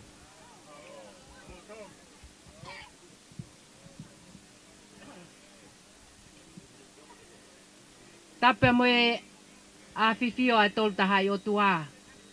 He pangai o kauhala uta. Pea te lia na a pehui. Pe koe moa eni mei wheo ua. I he mala e o Takuilau. Ka o ka pau e hiki nima ai mala e koloma. Koe moa peni he whanganga. Koe lawa e wholofola. Atu'ako ki he tamasi i neongo ene keisi i. Pia ka motua e ikai au pito hiki mei ai. Koe tuunga ia e ki i whatongia koeni. Koe whine motuani. Ko hoku makapuna ai whanau. A se te one Tuli. Pea mo mai kolo Tuli. Pea koe uhinga ia e whakahoha ani. Koe ki i whatongia. Ko vaenga wha o kauhala uta. Koe whoha ia o se te ono Tuli. Whakaamu peke manatu loto. A vaenga wha. Ko vise sio Palau Tuli. Ko te hina o ene ongo tamai. Ka koe Patele ia. Ai sias katolika loma. Ko ia koe ki i whatongiani. Ko le atu. Ki a vise sio Palau Tuli. Ka koe Patele. Ke hui e teki o vaenga whaa. Neongo. Koe whoha ho tau kete.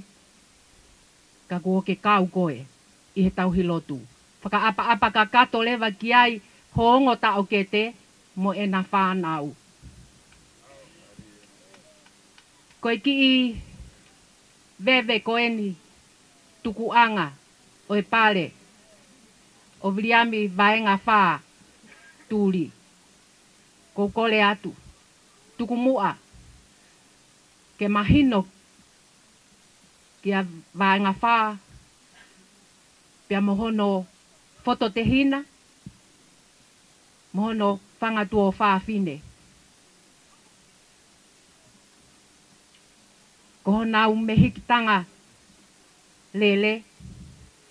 Ko kalemeli. Pia mo pui toa mahe. Kalemeli mafi. Mo pui toa mafi. Koe ki whatongia ea koe ni. koe pou pe. Ki he whaamili. O alai whawiki. Lewe whakahoha.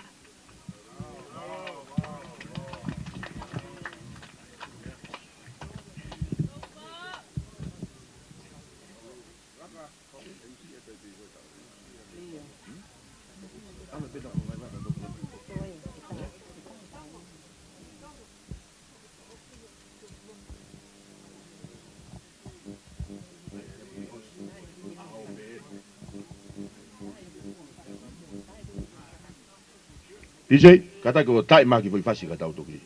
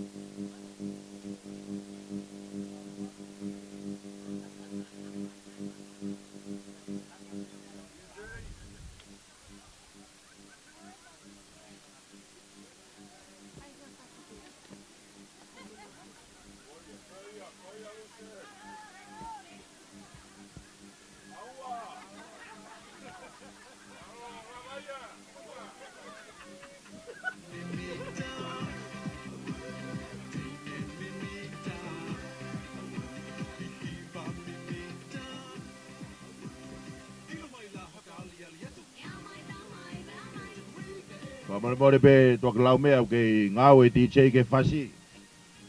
Lave pe ngari ma uloloa. Sop na tula. Tau ki whakaloto mua e rewa koe ahau pe eni.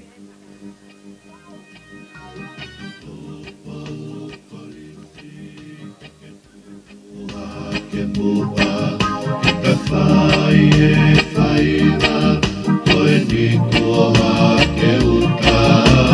Kalu ai ono fusi Kauki I whanua mo e kakauri Ai kakalani o kapuke bunga Lanui ai ka fuka Ai tēnu ke whakakaukau Kisi e tafe mate ihi Ki e whare toku au kulau Lau koe I kisi liwa Ko hai tenei loko halau Sona ako hafuku Kesi niu pena e toki wau Play fair, play fair, play fair blue He koho anga Wan whaira ko eni koe kumipe Ai meli no lelei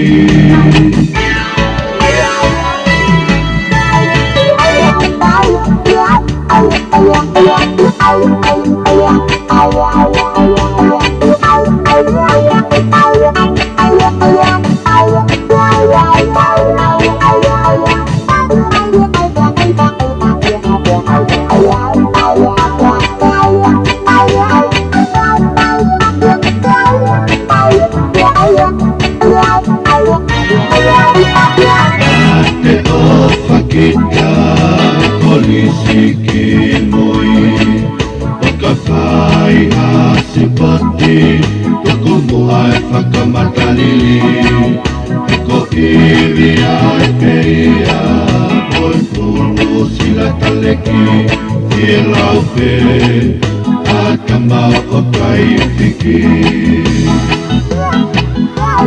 Mate o whai toku tuputi Kufuna te alila e mo ui Kane o mo mea ke whewhe Te ukali e mau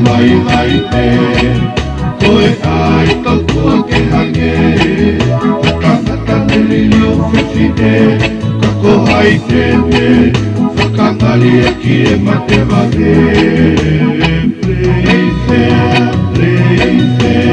Pleisea blue Te kolono anga Koe whaira Koe ki koe kumite Ai neli tole lei Pleisea blue Te kolono anga Koe whaira Koe ki koe kumite Ai neli tole lei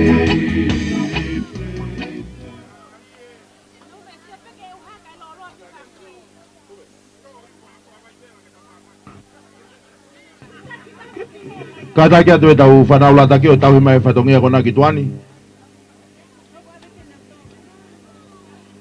Mō kata ki pe, tau hoko tai pe ki whakameite koe me whamiri whae a visesio Palau Tuli. Ka hiria hoko mai rewa e taulunga pe me whanau pe mo makapuna o Palavi pe mo Maria Fusi. Hiria hoko mai e taulunga pe me whae whakalau maari e koe a visesio Palau Tuli. Ka kua ngahi taulunga pa mga whakameite mo kataki o whakahoko mai ki te pirikon whakawatu. Mau pe tau whae wā pa kataki o takia kiloto.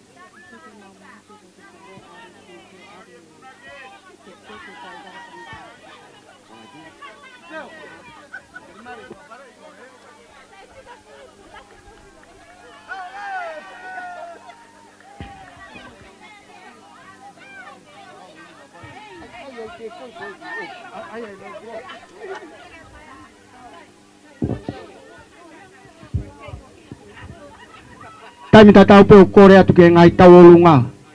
Te mo ngai ai temi ko hoko mai he. Tua ai temi ko ni. Kore atu o mai mua ho mo ngai fasi ke he TJ. O mai fasi ke TJ ke ai ai ngai fasi. Ko e lolo angai tau polo kalama.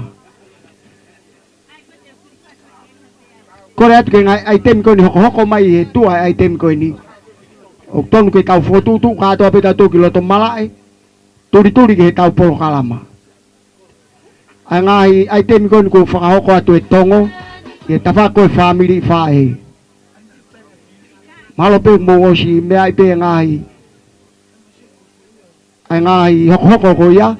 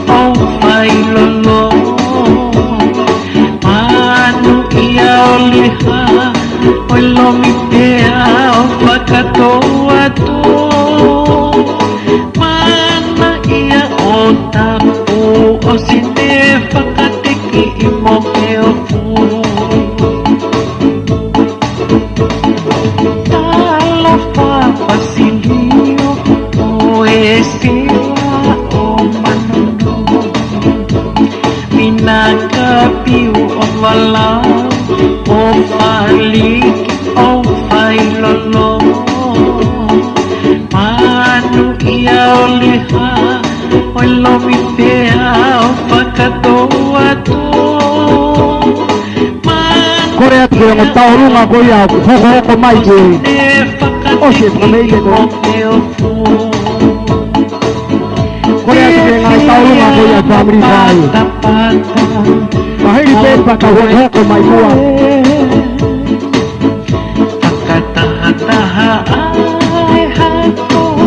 Makasino ibaye, otak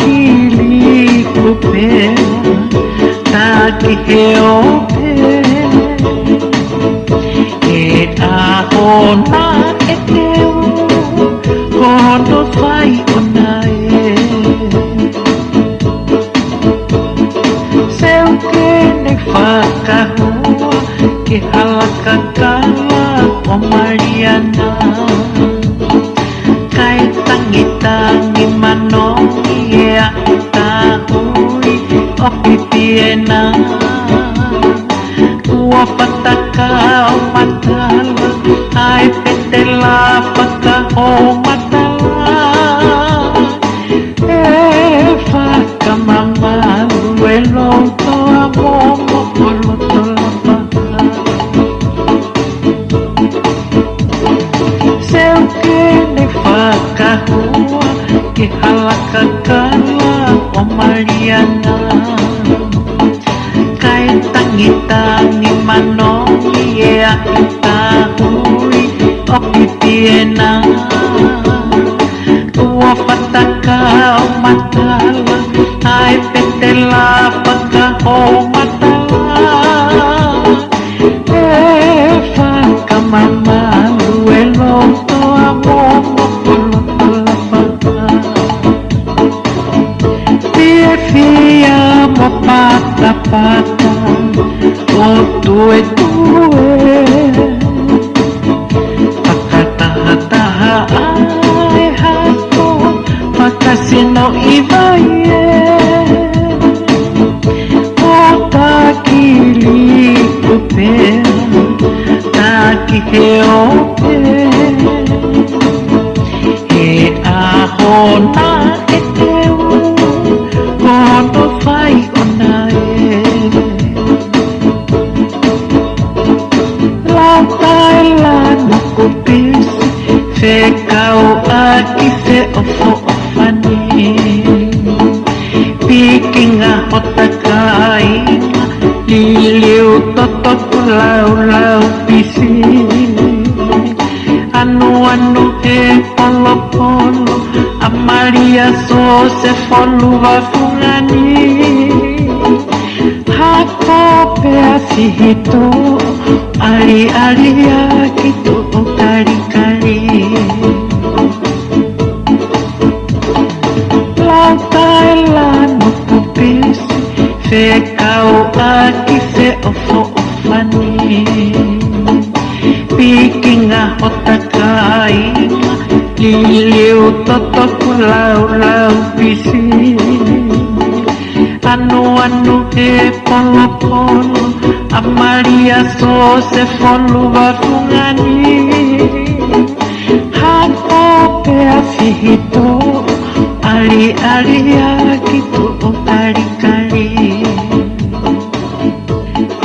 Fia mo pata o tue Pakataha ai hako Makasino iwaie o takili kupea taki heope e ahona e teu kono whai ona e fia mo pata o tue Pakataha ai hako Makasino iwaie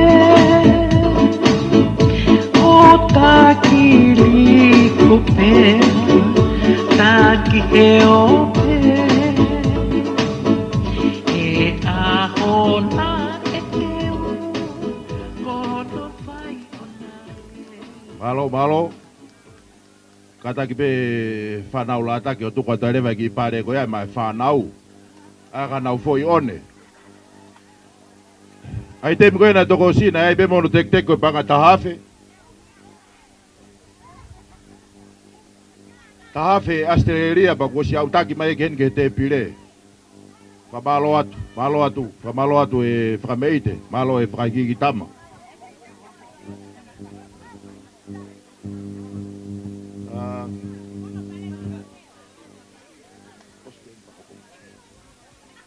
Tau ki talunga no hoko, Mukataki peo ki vave mai. Io koe nia kui loto Whanau ia bea mo e whakamakapuna o Maria Fusi bea mo pālavi. Autaki mai ba te teko banga tahafe. Albe mo e ke tau te pire ki he. Ki maa bobo ke be alke tau te pire ke mea mo e ngotanga taiki o kamata ke palokia fōg na iai. Teu mai rewa e whaiva e whanau be mea po Niukokai he hire taulunga koe ni.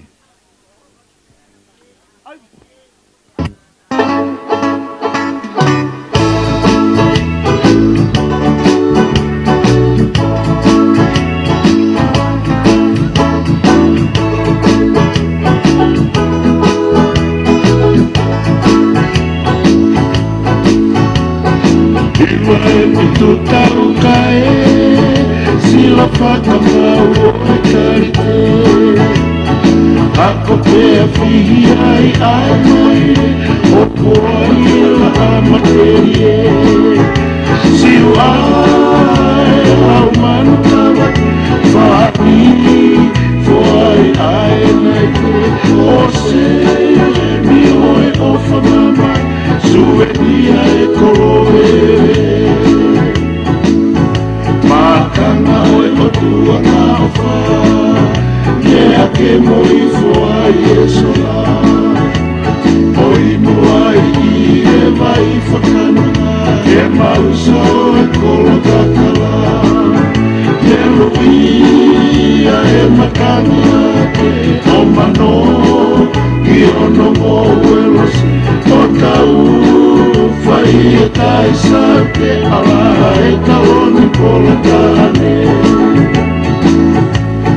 Kola toni a kua kafo Malawe i e popoea Te ia e o whane tau mama O whaloto na mapuri anu O whiu kumisi ano whea ukaika Lofu ue manatu amata Ina pea moe ngalu ise isa e tuai kae pau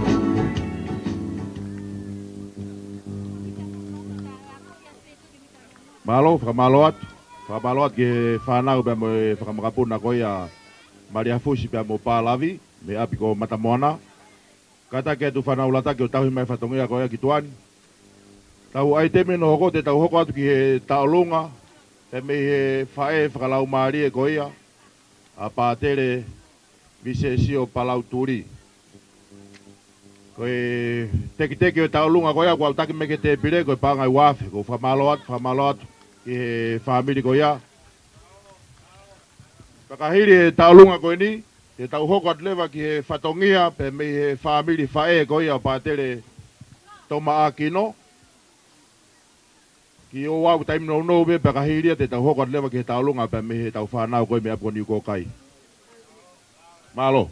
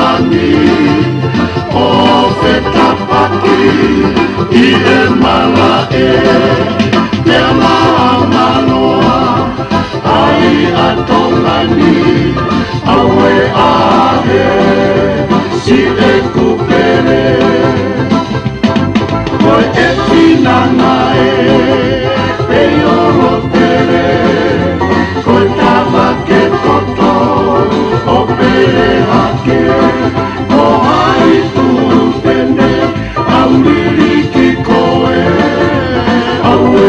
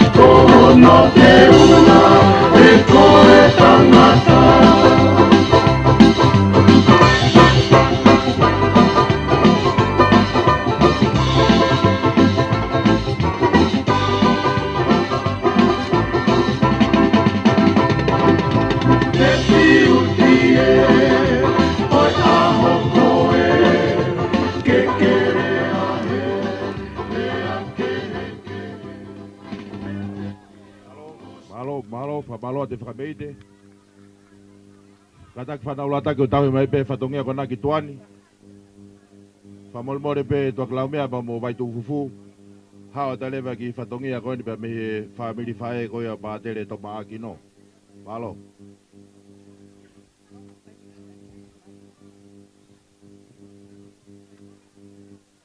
Ke tāpua no wafa ma oni oni.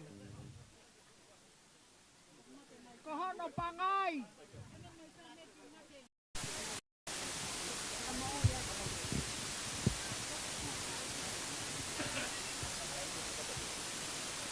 Ke tāpua no wafa ma oni oni.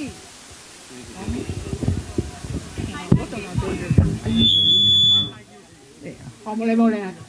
Ke tāpua no wafa ma oni oni. Ko hono pangai e. Oku ke kā pangai. Patele ale kifita. Moho ma toku. Tulou. Kau tolo atui. Tulou. Kau kuku atui. Teria e hau whano. Whaitoka koloma. Mawai e ngofua. Tulou. Oia we. Te ako molokaki. Te tō mua e api ko whakatele.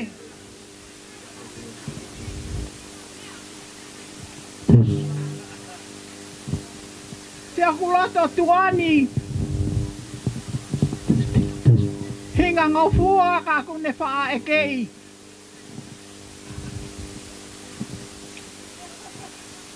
Lau maui ui. Matawai lelei. Ke whawhanga tuai. Te whau pe tae te teki. He kuine ia te au. O ne tāki ao, tāki tua. Aki ene fu akau. Koi akau whakalawa. Kai whatongia. Lele noa. Me ki langi ko malo a.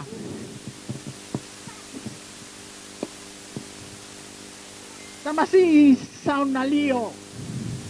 Sangato sauna lio. Kau mā tue tau aho me koe laloni e teu oi whale alo. Kua mongo sia. Kana amo fia ke moha fea.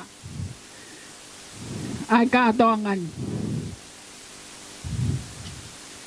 Ikai ha mea e moa. Ke whakahaungai. Ho mo fea. Api ko Takuilau. Ko foi Malau. O tuku hio mo Atu'aki. Ke mo mea moi a whakanepua.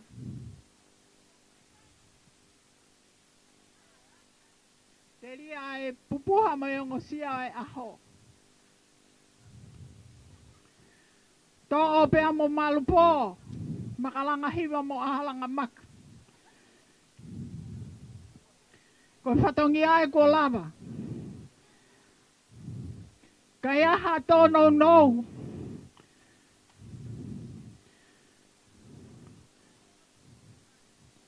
Te ukole ke mo toki whakalava. Ngā tai rea tua awhat.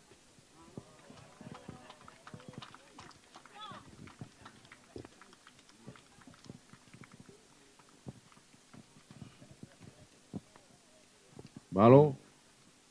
Katak te tau hoko tai pe whamalmori pe tua klaumea pa mo vaitu fufu. Te tau hoko tai pe ki he tālunga kon pa mi he tau whanau pa mi he apko Niukokai.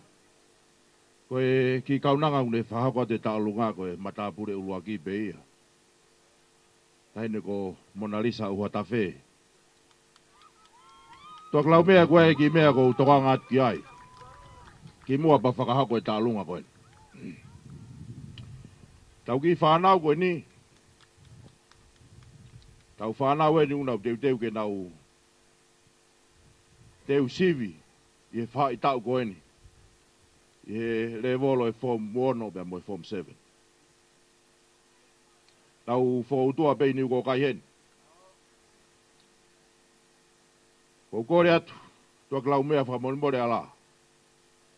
Sai pe ko mo kopuna pe mo malpo. O mo ki whakapare aho ni, tu peke whai pe moe kulau koe sea o i palokia. Whakataha pe mo tek teki, tu pe aia mai ki whanau. Ko wilo pe unau sinofo fie kaia hen. Taka waha ki whakatoto hena, tua klau mea pa mo e kau wholau. Ko e tau whanau eni, nau ave a pini he lang lau. Kai ke ngata pehe sipoti, a pehe ki he malao e ako.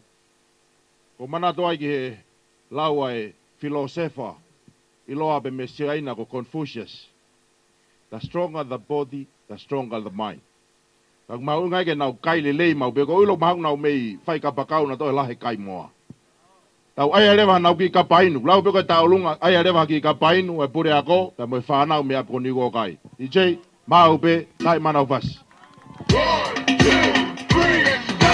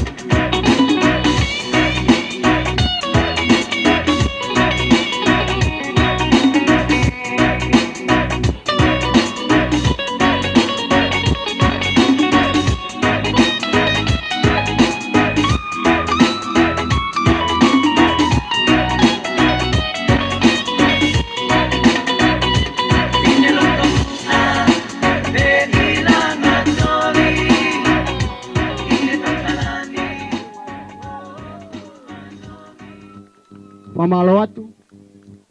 Ya ko lolo Tonga. Whakahoko ai tauolunga koia. Kore atu pe purako ko mou mau pe. Koe na kuosi whare atu pe atongo. Taulunga mo mea katoa koe na mou tolu katoa ia. Malo mo atongo.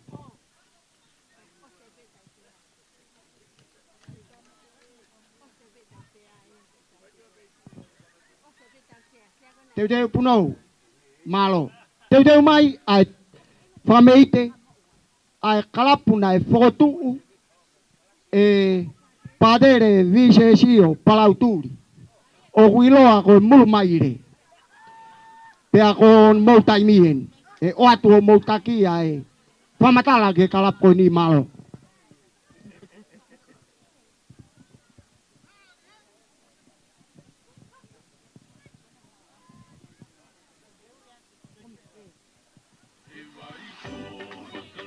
Arum. Kore peke o fo malu atu he tala o faki ko oso na faki. Me kamataanga o e hawhiwhianga ko en. Pe mua ke kona o e kata i Patele vei se si o Palau Tuli ke o whahoko atu ki whatongia ko en. Kamataanga mai e ki klapu wena e whakotuu. Si whoki mai e Patele ko ni ne ki seminario teu e whanofti ko ni. E whai e whamaunga e tamai ki talabou ki FCS me anga Patele tahi palokia. Ana e whotuutu ai mo whakaukau. Mo e whakaukau nana o whoki mai mo ia me he akaonga seminario. Te tātāna ki mua e tamai ki hako tupu a Lapaha. Ke whaia no ririu. Tonga mo ui. Na tau fou ake. Taimilahi. He tau tupu ake kolokoi. Whai ngataa koe ka hamea aku whai ngofua. Koe tamai ki unau kei tupu. Whai pe hinoi e tikoni, lorotonga nei ke tikoni. E tāna ki e tamai ki pana whai e talanoa. Ka mata rewa, whotuutu ai whakaukau. Whakamaunga tamai ki amianga o e taupalokia.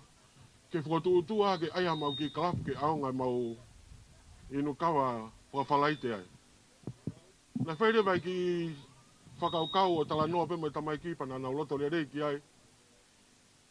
Mau tātāna ki peha mau ki hiseniti e mau e whalaite kotoa whakahu haki a kauni. Seofia, ai ki projeki ai si tunga whanau koe ni. Nai whai e sio ki he amautolu ea. Ke ai e ki tawanga pasi. Ke pehe peke sio e ka inga Lapaha. O koe i pe aonga amautolu kake mautai au. Panai whai e te whakaukau, panai whai e sio. Koe kamata ngari fuu ki i tere he lahi. Sai, na e tuke taanga pasi ka mawawhe hake o whakaukau i. Whotuutu ke aiaha mau malai wa inga.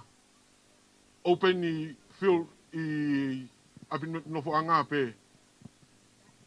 Pea oku ange e lahi ae, he lahi ae. Whai pe tala noa mo e tiko ni. Pea trake tiko ni. Whahau pe mua ke talupalokia. Kia mahne tokoni. Me mai talupalokia.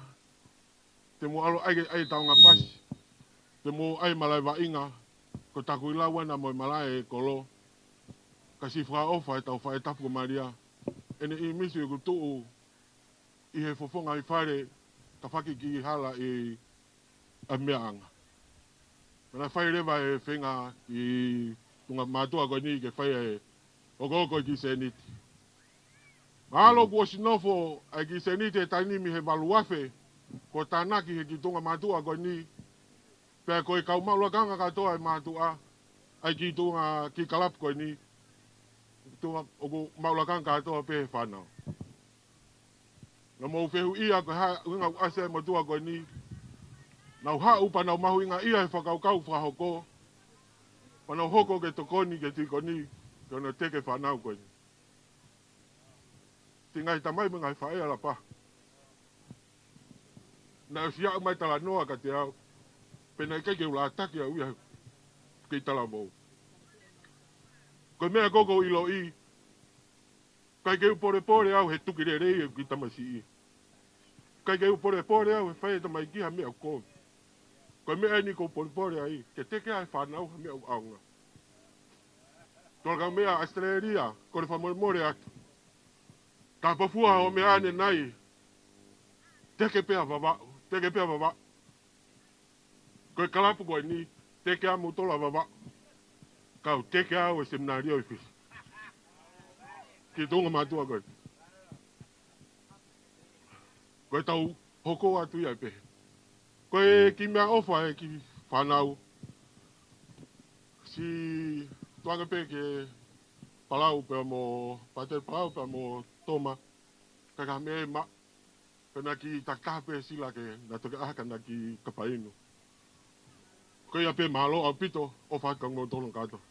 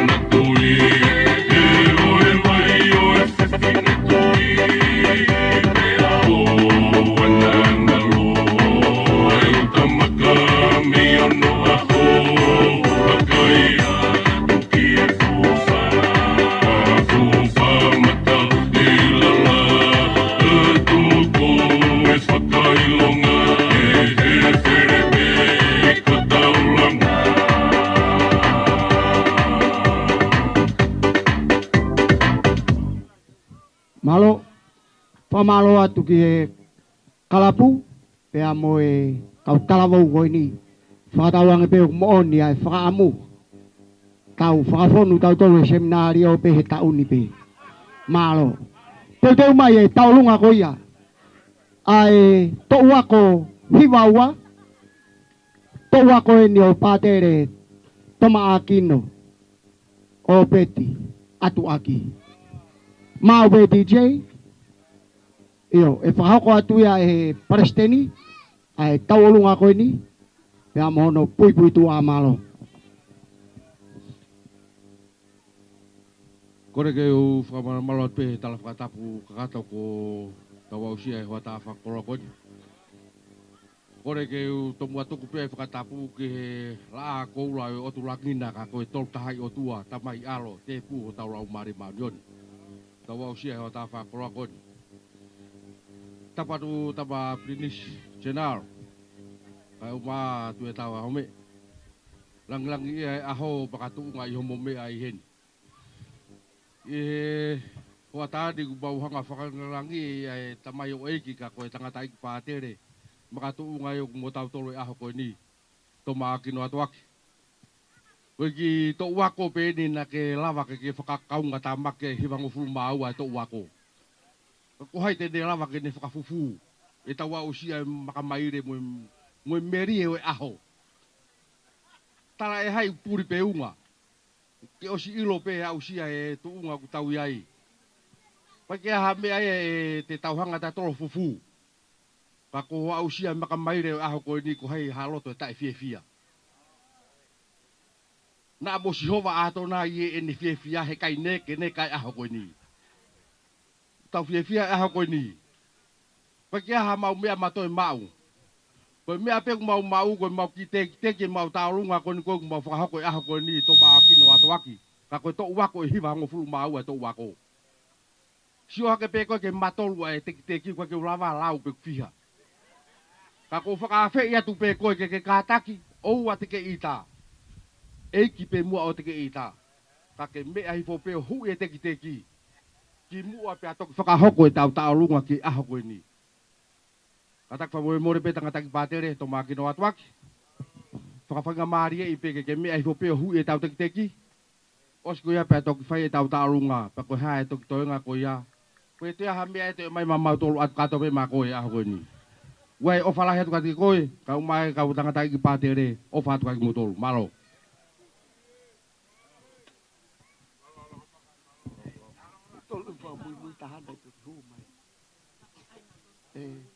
Okay. O siya te kau akta mo tol de kay.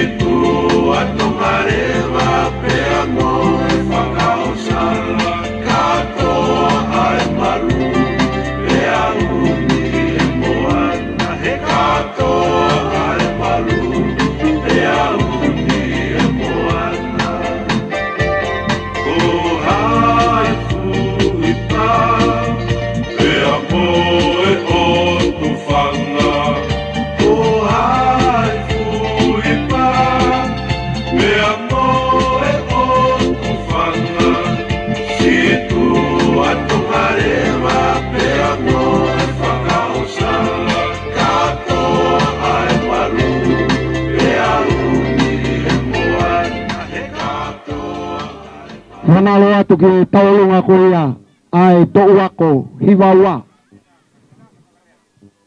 Iyo no whahoko mai item ko ia, ia moi paresteni, whamalo at. Koe ki whanongonongo ini, kore atu ki e kau seminario ko ia nai toki osi ani nai. Mukata ki o taritari pena whataamo whanaulata ki kahire ni te tau whakama opo ai pangai ko ini. Koe ki whanongonongo ho noua. Kore atu ki whakauri ko ia e tamasi i.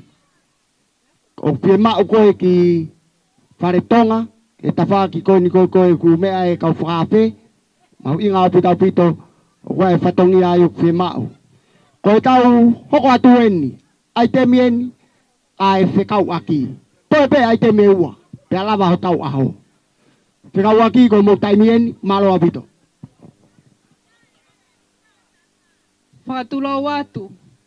Pea kou kore ke u whamalmalo a te ngahi tala o whaki o e pangaini. Kai ata mua mo oko ai whainga maari eni. Ke u whakahoko atu ai ki whatongi atuani. Patele visesio Palau Tuli. Kai pehe foki ki a Toma'akino. O kune kene kai loto e ngai whae ko toa pe o e whekau aki ai palo ki a Lapaha. Ke mau teke ho maulangi. He mau ilo ko e aho e ni o whae. Mau ilo ko e masiva ka koha masiva e ngahi nima ko e ni. Kai ke mau lava ke mau tuku e aho ni ke alu o whakalaka me te mau tolu. Whakamore more pea e sekretari ai whekau aki a whawhine. Ka ke whaki ange mua ai ki mea o whani. Ko e o whaia me he ngai whae ko toa pe i e palo ki ani. O mau kau whakataha. I he aho koe ni. Whamore more pe. Visesio Palau Tuli. Ka ke mea mai. O mau atu ai ki mea ofa koe ni. Ko e tala monu me ngai whae ko toa pe. O i palo ki ani. Mo i whakamonu ia tai whatongia.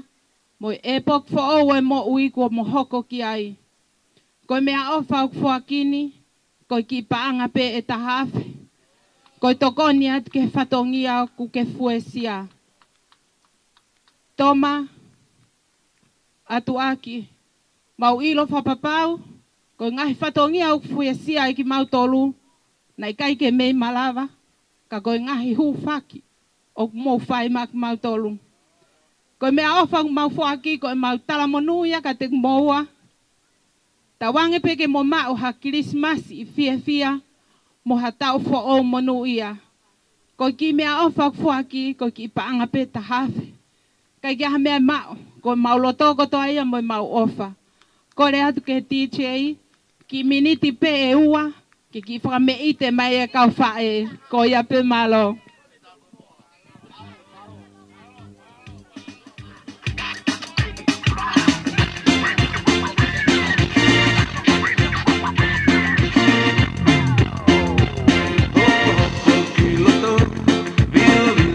Malo atu ke tingau aki. Todo mai tau tau la hoko.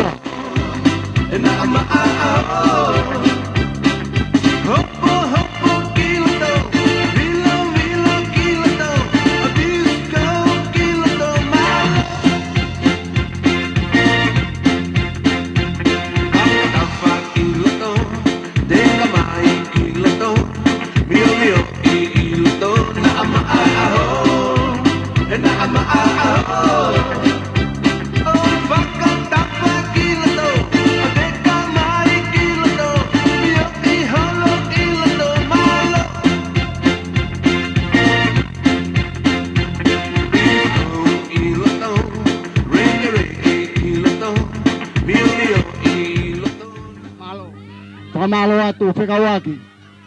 Malo apito. Teu mai e tau taulunga ako. Ko e taulunga ia e family. Paseka. Taulunga ni family o Toma'akino Atu'aki. Mau e taulunga ko ia mau tatariat. Pea kahiri ai hoko atu lewa ke taulunga tapuni. Malo.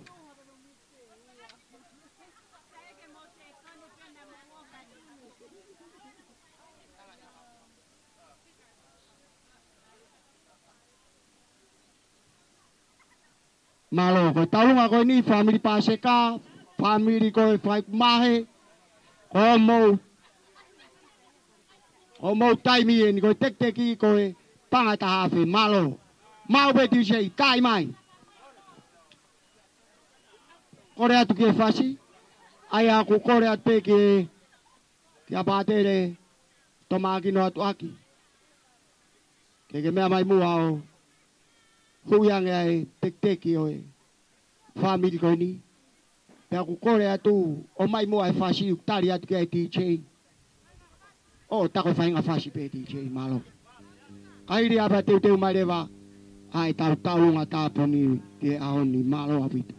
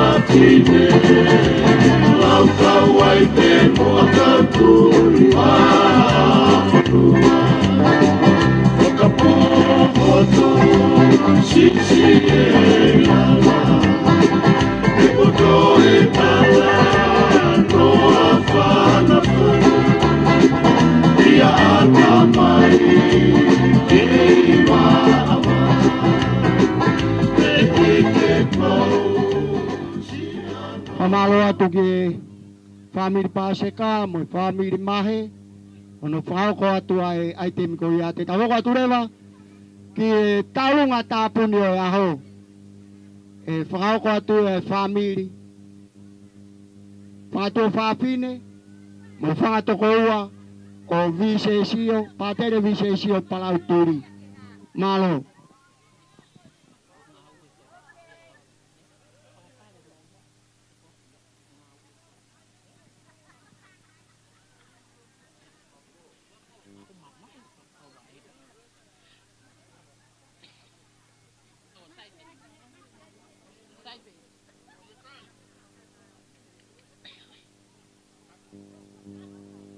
Te whakatapu I he kere e ki o kaniwalu.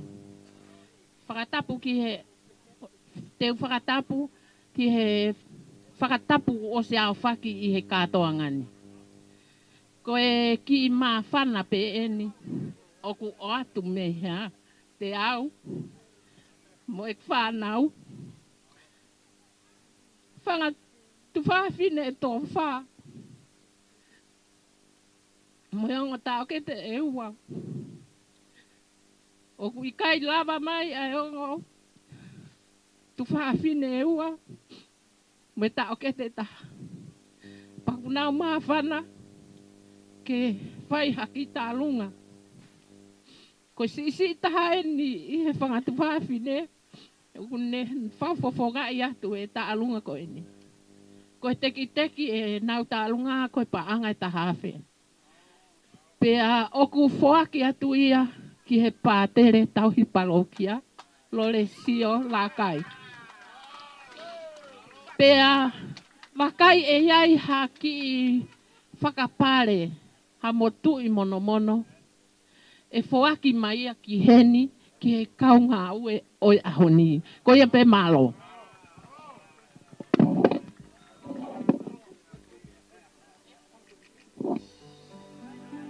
Tapu moe taka palu tupua. Kore atu ke Patele tau palokia. Mea mai mua o. Moe lupe ku kapa he taua. Io, malo. Malo Patele. Tapu moe tumu tumu o kaua lauta. Kai ata ke ufofola e pala. E pangai kafa o loto mua. Moe huri huri. Moe api ko whareluia.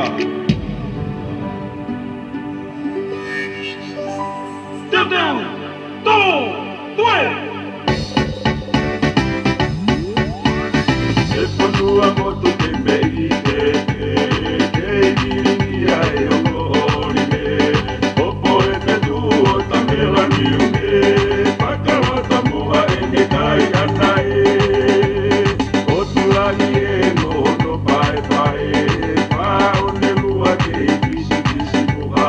Utu e kabuna ko e kufakama unga e tori pe tui e paki mo e toi. Unga laure a moe vai kasila. Moe vai na pao ka unga lauta. Malo pao o mo na moa. Kotulai a piko paleluia.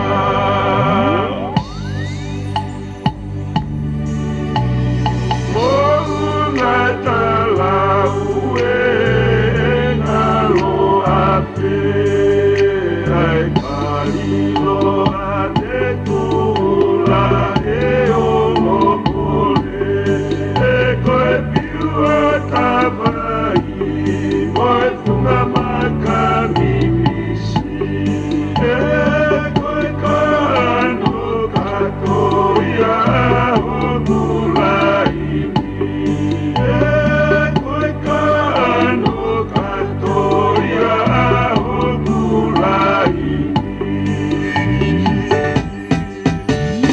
Alaue e kai tau, pe amo takuilau, koe ahonia, aho e tarife kau, ua whakatowola, apiko haleluia, la bepe i he lotu, whakamau he ponua. Apie ko haleluia, anaki o talamaka. E ha afo afo a oloni mo makona. O ia usi fafa, are mo matano ana. E lanu i vai utulu, pe moe api ko aua. Ako pate si umo orotele, waiangaria e tuke tuke, e pakia tangata pe amo ke pine, paatu ukau e mo make ake.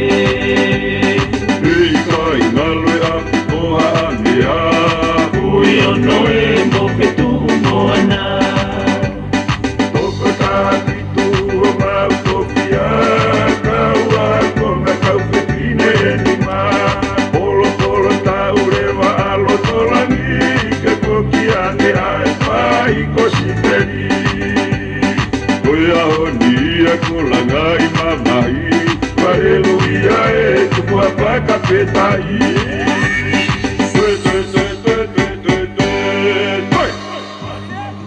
Malo, whamalo atu ke whameite whaosi o e aho. Pea kore ni e whaiamare ko ni ke oangeia, whare wha malpo, ke ne o atu ai taurea whamalo o e aho ni. Pea kahiri a whape i rewa, ai vika whae piko po, ke ne whahau ko atu e a whangatuku, o e Katoanga e aho koini. Malo abu. Papatai.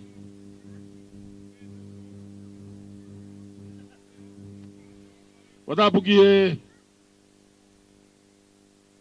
e kia ki o mananga. Moe ao kakala o aneafi. Ahoni mo kahau.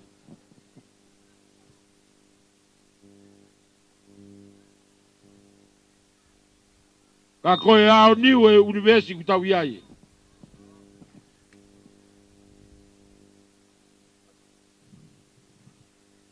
Watapu ki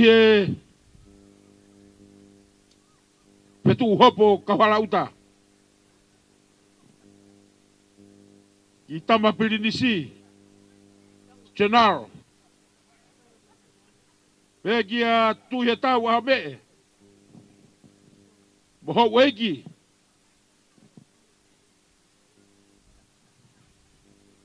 Watapu ki he sina e koe. Pege sina e koe. Tapu atu tua graumea. Tongo moe ho wegi pare paa. Watapu atu mai tu fufu. Toa malanga. Mo matapure. Watapu ki he. Vika whaka e piko po.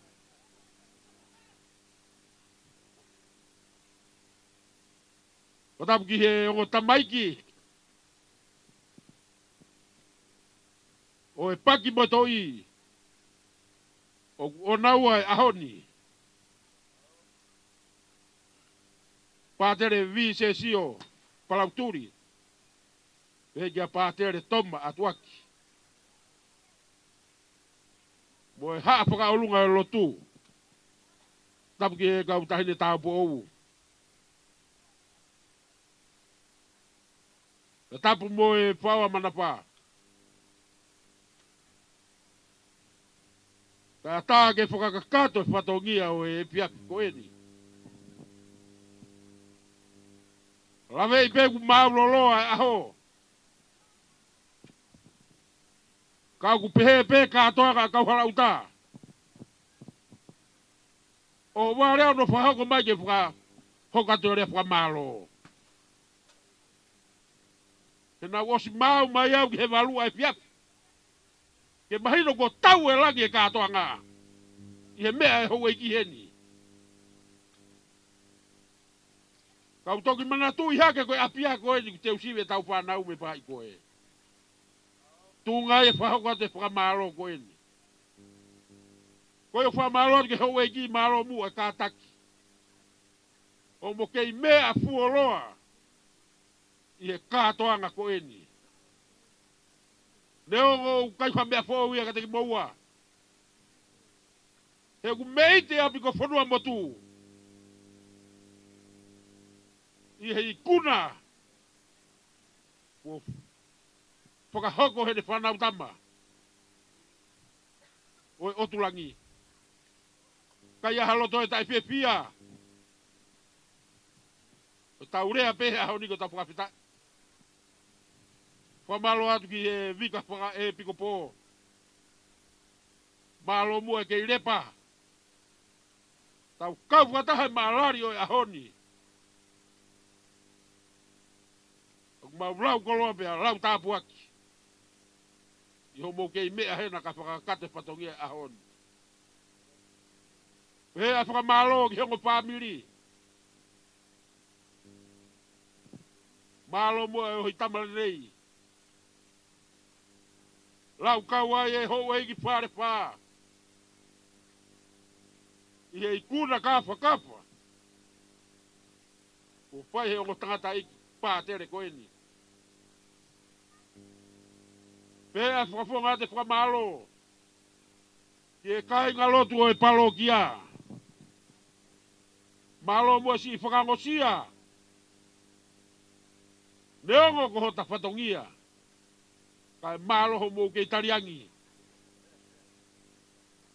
Heo guipo e te whaitu tuni atu. Kai hapo mai. Ko e anga e tau tui. Wha malo atu he mea kotoe ahoni. Ka koe whakaamu. Koe tau fua uena ku hanga mai. Koe teu e tau katoanga ki ai. Kore atu. Vai e tau lotu. Vai ke moni. Lotu e mo ka sioho tau koloni. E whaamua ke mai kua i haho. Kua tau whakanofo atoko tolu haho beta. Pe toko nima. Kei fie mau he siasi hakau ngā ue. Ke nau ave kosperi hatapa veo mamani. Kai whakawhitai. Patele Palau. He kia Patele Toma. Malo mua mo kātaki. Ta ulahi e fi. Ko manatu ku pau umai e toko taha mi punga waka. Siaske. Malbo.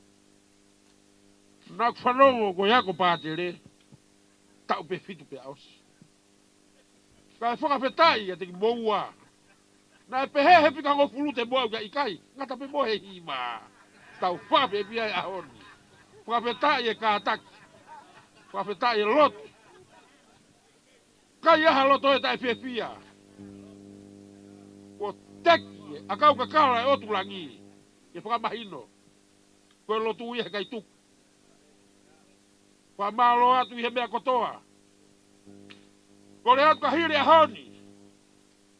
Tau tutuku. Ka kuaha kire rei pake toto atu. Ka pau hau ue ia mea uka i peunga mo wakai. Tuku pe ia malboge no fui Lapahani.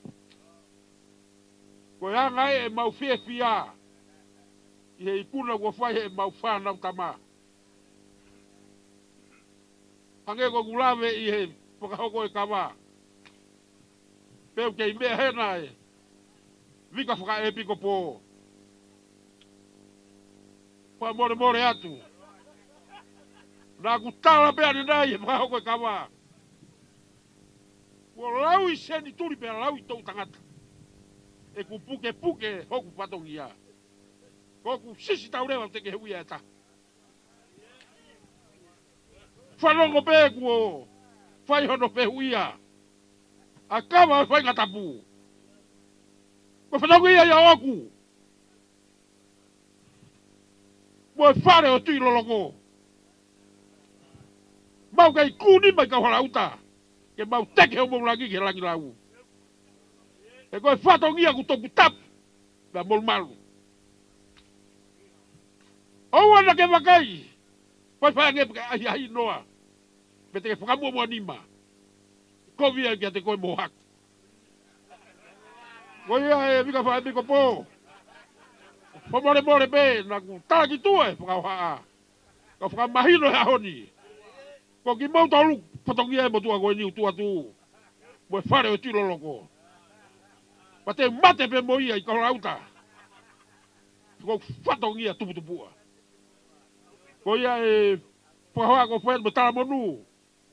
Ia te whalau e ongo Patele ko eni.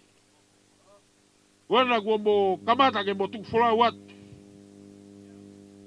Ngari pe ku tofki e ahoni. Mahalo ka bongi bongi.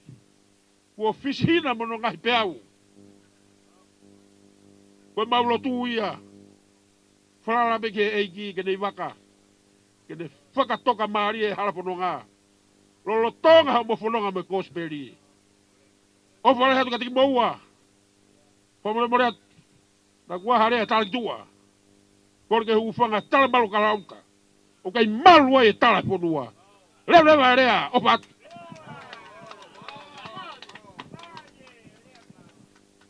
Whamalo atu ki amal pono atu ai. Lea whamalo o e Katoanga o e aho. Pea teu. Kore lewa whainga maari koe ni. Ki e vika whakai piko po. Ke ne whakao ko atu e au whangatuko e Katoanga o e aho koe ni. Malo au pito.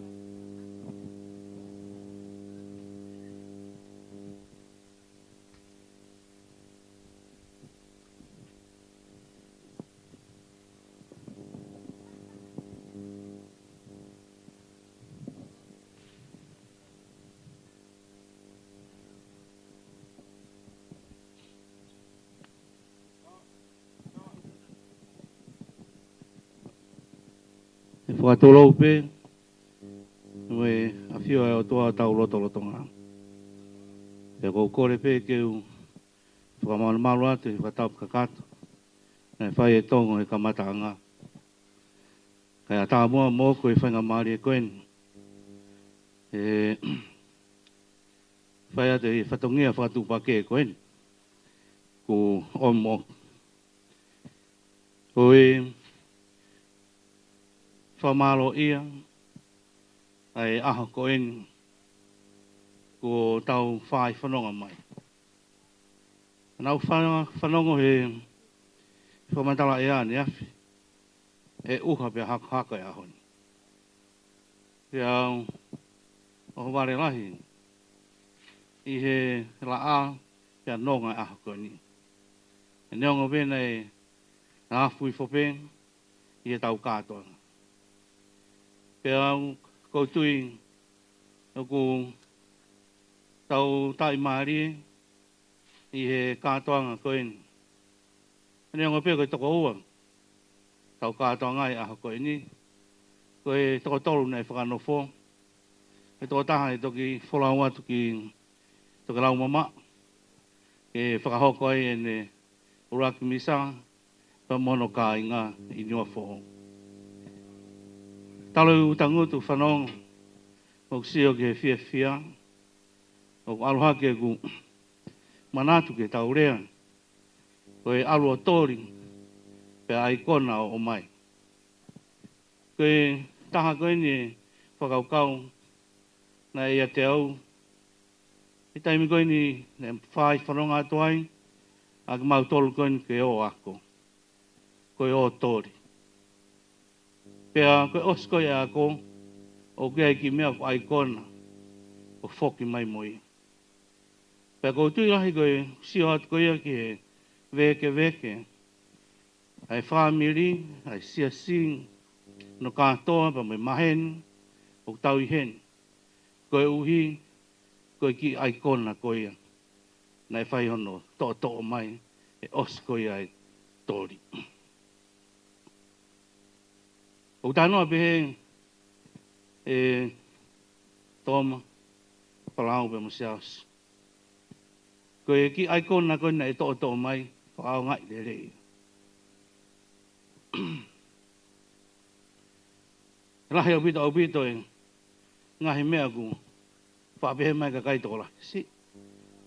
Mea tae ngāri moni. Koe o ako. Pe ao mai a whaike.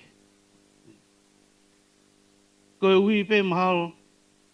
O koe me ngahi mea. Ngahi aikona ke heia. Na e whai whoki mai moi. Ngā o kore. Ngā tau o wako. Te tau ilo e ki. Koe mea ia ko aikona whoki mai moi. Ai e ki. Na atoha wheitu. Aikona o wai to. O wai to me he mo ui. Ai poi mo oni koe ia. Koe mo kātak ping. Ko whamarot ko mo lawa o Patele. Kai ki te lawa au ki te. Ia o atu hoku. Ma whai. Whakata ngai whai malupo. Pehe ta uhongo fuluia te moa o ki ai. Nai ngā tawheo ngā pai aku. Yo mo ke seminario. Peneongo. Nei ai pe ki taimi nei. Whai hono toloi i mai. Ai whai whanonga i seminario. Ka kouti pe koe ako lahi. Ke mo ui. Ka koe nuku mo hoko atu eni ke Patele. Nuku whamanu i atu. Ko whatawangi pe ke oa e ngalo. Ai talatala i whare ai tamai. Me ngahi whae. Talo me e kamataanga. O au meni ke aho koeni. Ko hiri whake atu e lakanga. Kia teku mautoro. Whakaongai le rei. Ai ki aikona koe. Na mou whoki mai moia. Kai ki harea whiunga. Ke o atu ma mautoro. Ka ko whamunu i atu. Ai wholau koeni utala noa kia malupo. Koeni. Mou hopo ki waka. Pako fufu he enu o atu ka koe. Ka kai ke sai o fohe. E si ue si ai. kai ngā lotu. Te nau wiko merem, pe te nau whonta, i he kai ke sairi, e te whakauta utau whai. E ki pipiki pea kita, i taimu topi. Whamalo atu, tau parokia, malo apitoi. Whai whatongia, te leipa mo kōsirio, i e teu ko ia, o e uraki misa, tai pehe ke Katoanga ko ia. O ku whamalo atu ke o whamiri, i e teu ko mo whai, pia ku whatawange pe, o ana ngata heni ho mo fia. O fia i whare lotu, ku whekena mai si kau tamai o eikoen, mo ke mau tolu, ke mau lawa o whai whakautu mau, o mau whatongia na ui ki mau tolu ki ai, ki a te mau tolu. Whamalo atu, ke sola pa me burang, e kunau i hen, e kei ke ulau hingoa, e ofa katoa pe ku mau whai. Tau taka mātuk, tau mātuk pe pa mai eki. Lewe vai marang. Ke tau lotu. E wawhai tamai, mai alo, mai lau maaria maani ani. Amusi a ia o kufa la la i he a o ko toa e ama ia a e mai ia ta o viki mo fa cafe ta i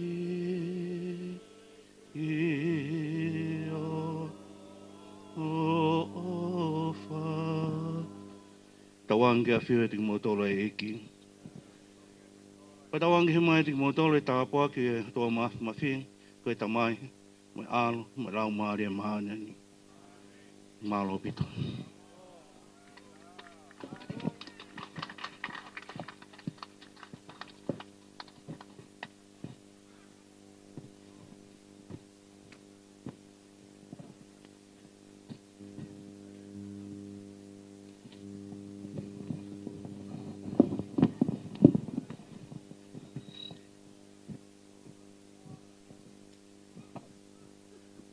Whamalo whoki e wika whai piko pō no atu e whamao popo tau hao. Kore pe ke tauanga whakapapa.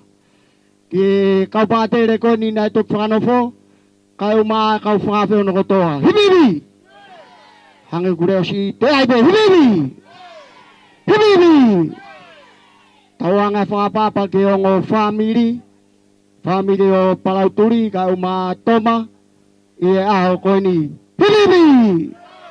Hibibi! Hibibi! Malo. Kore atu ana wataki.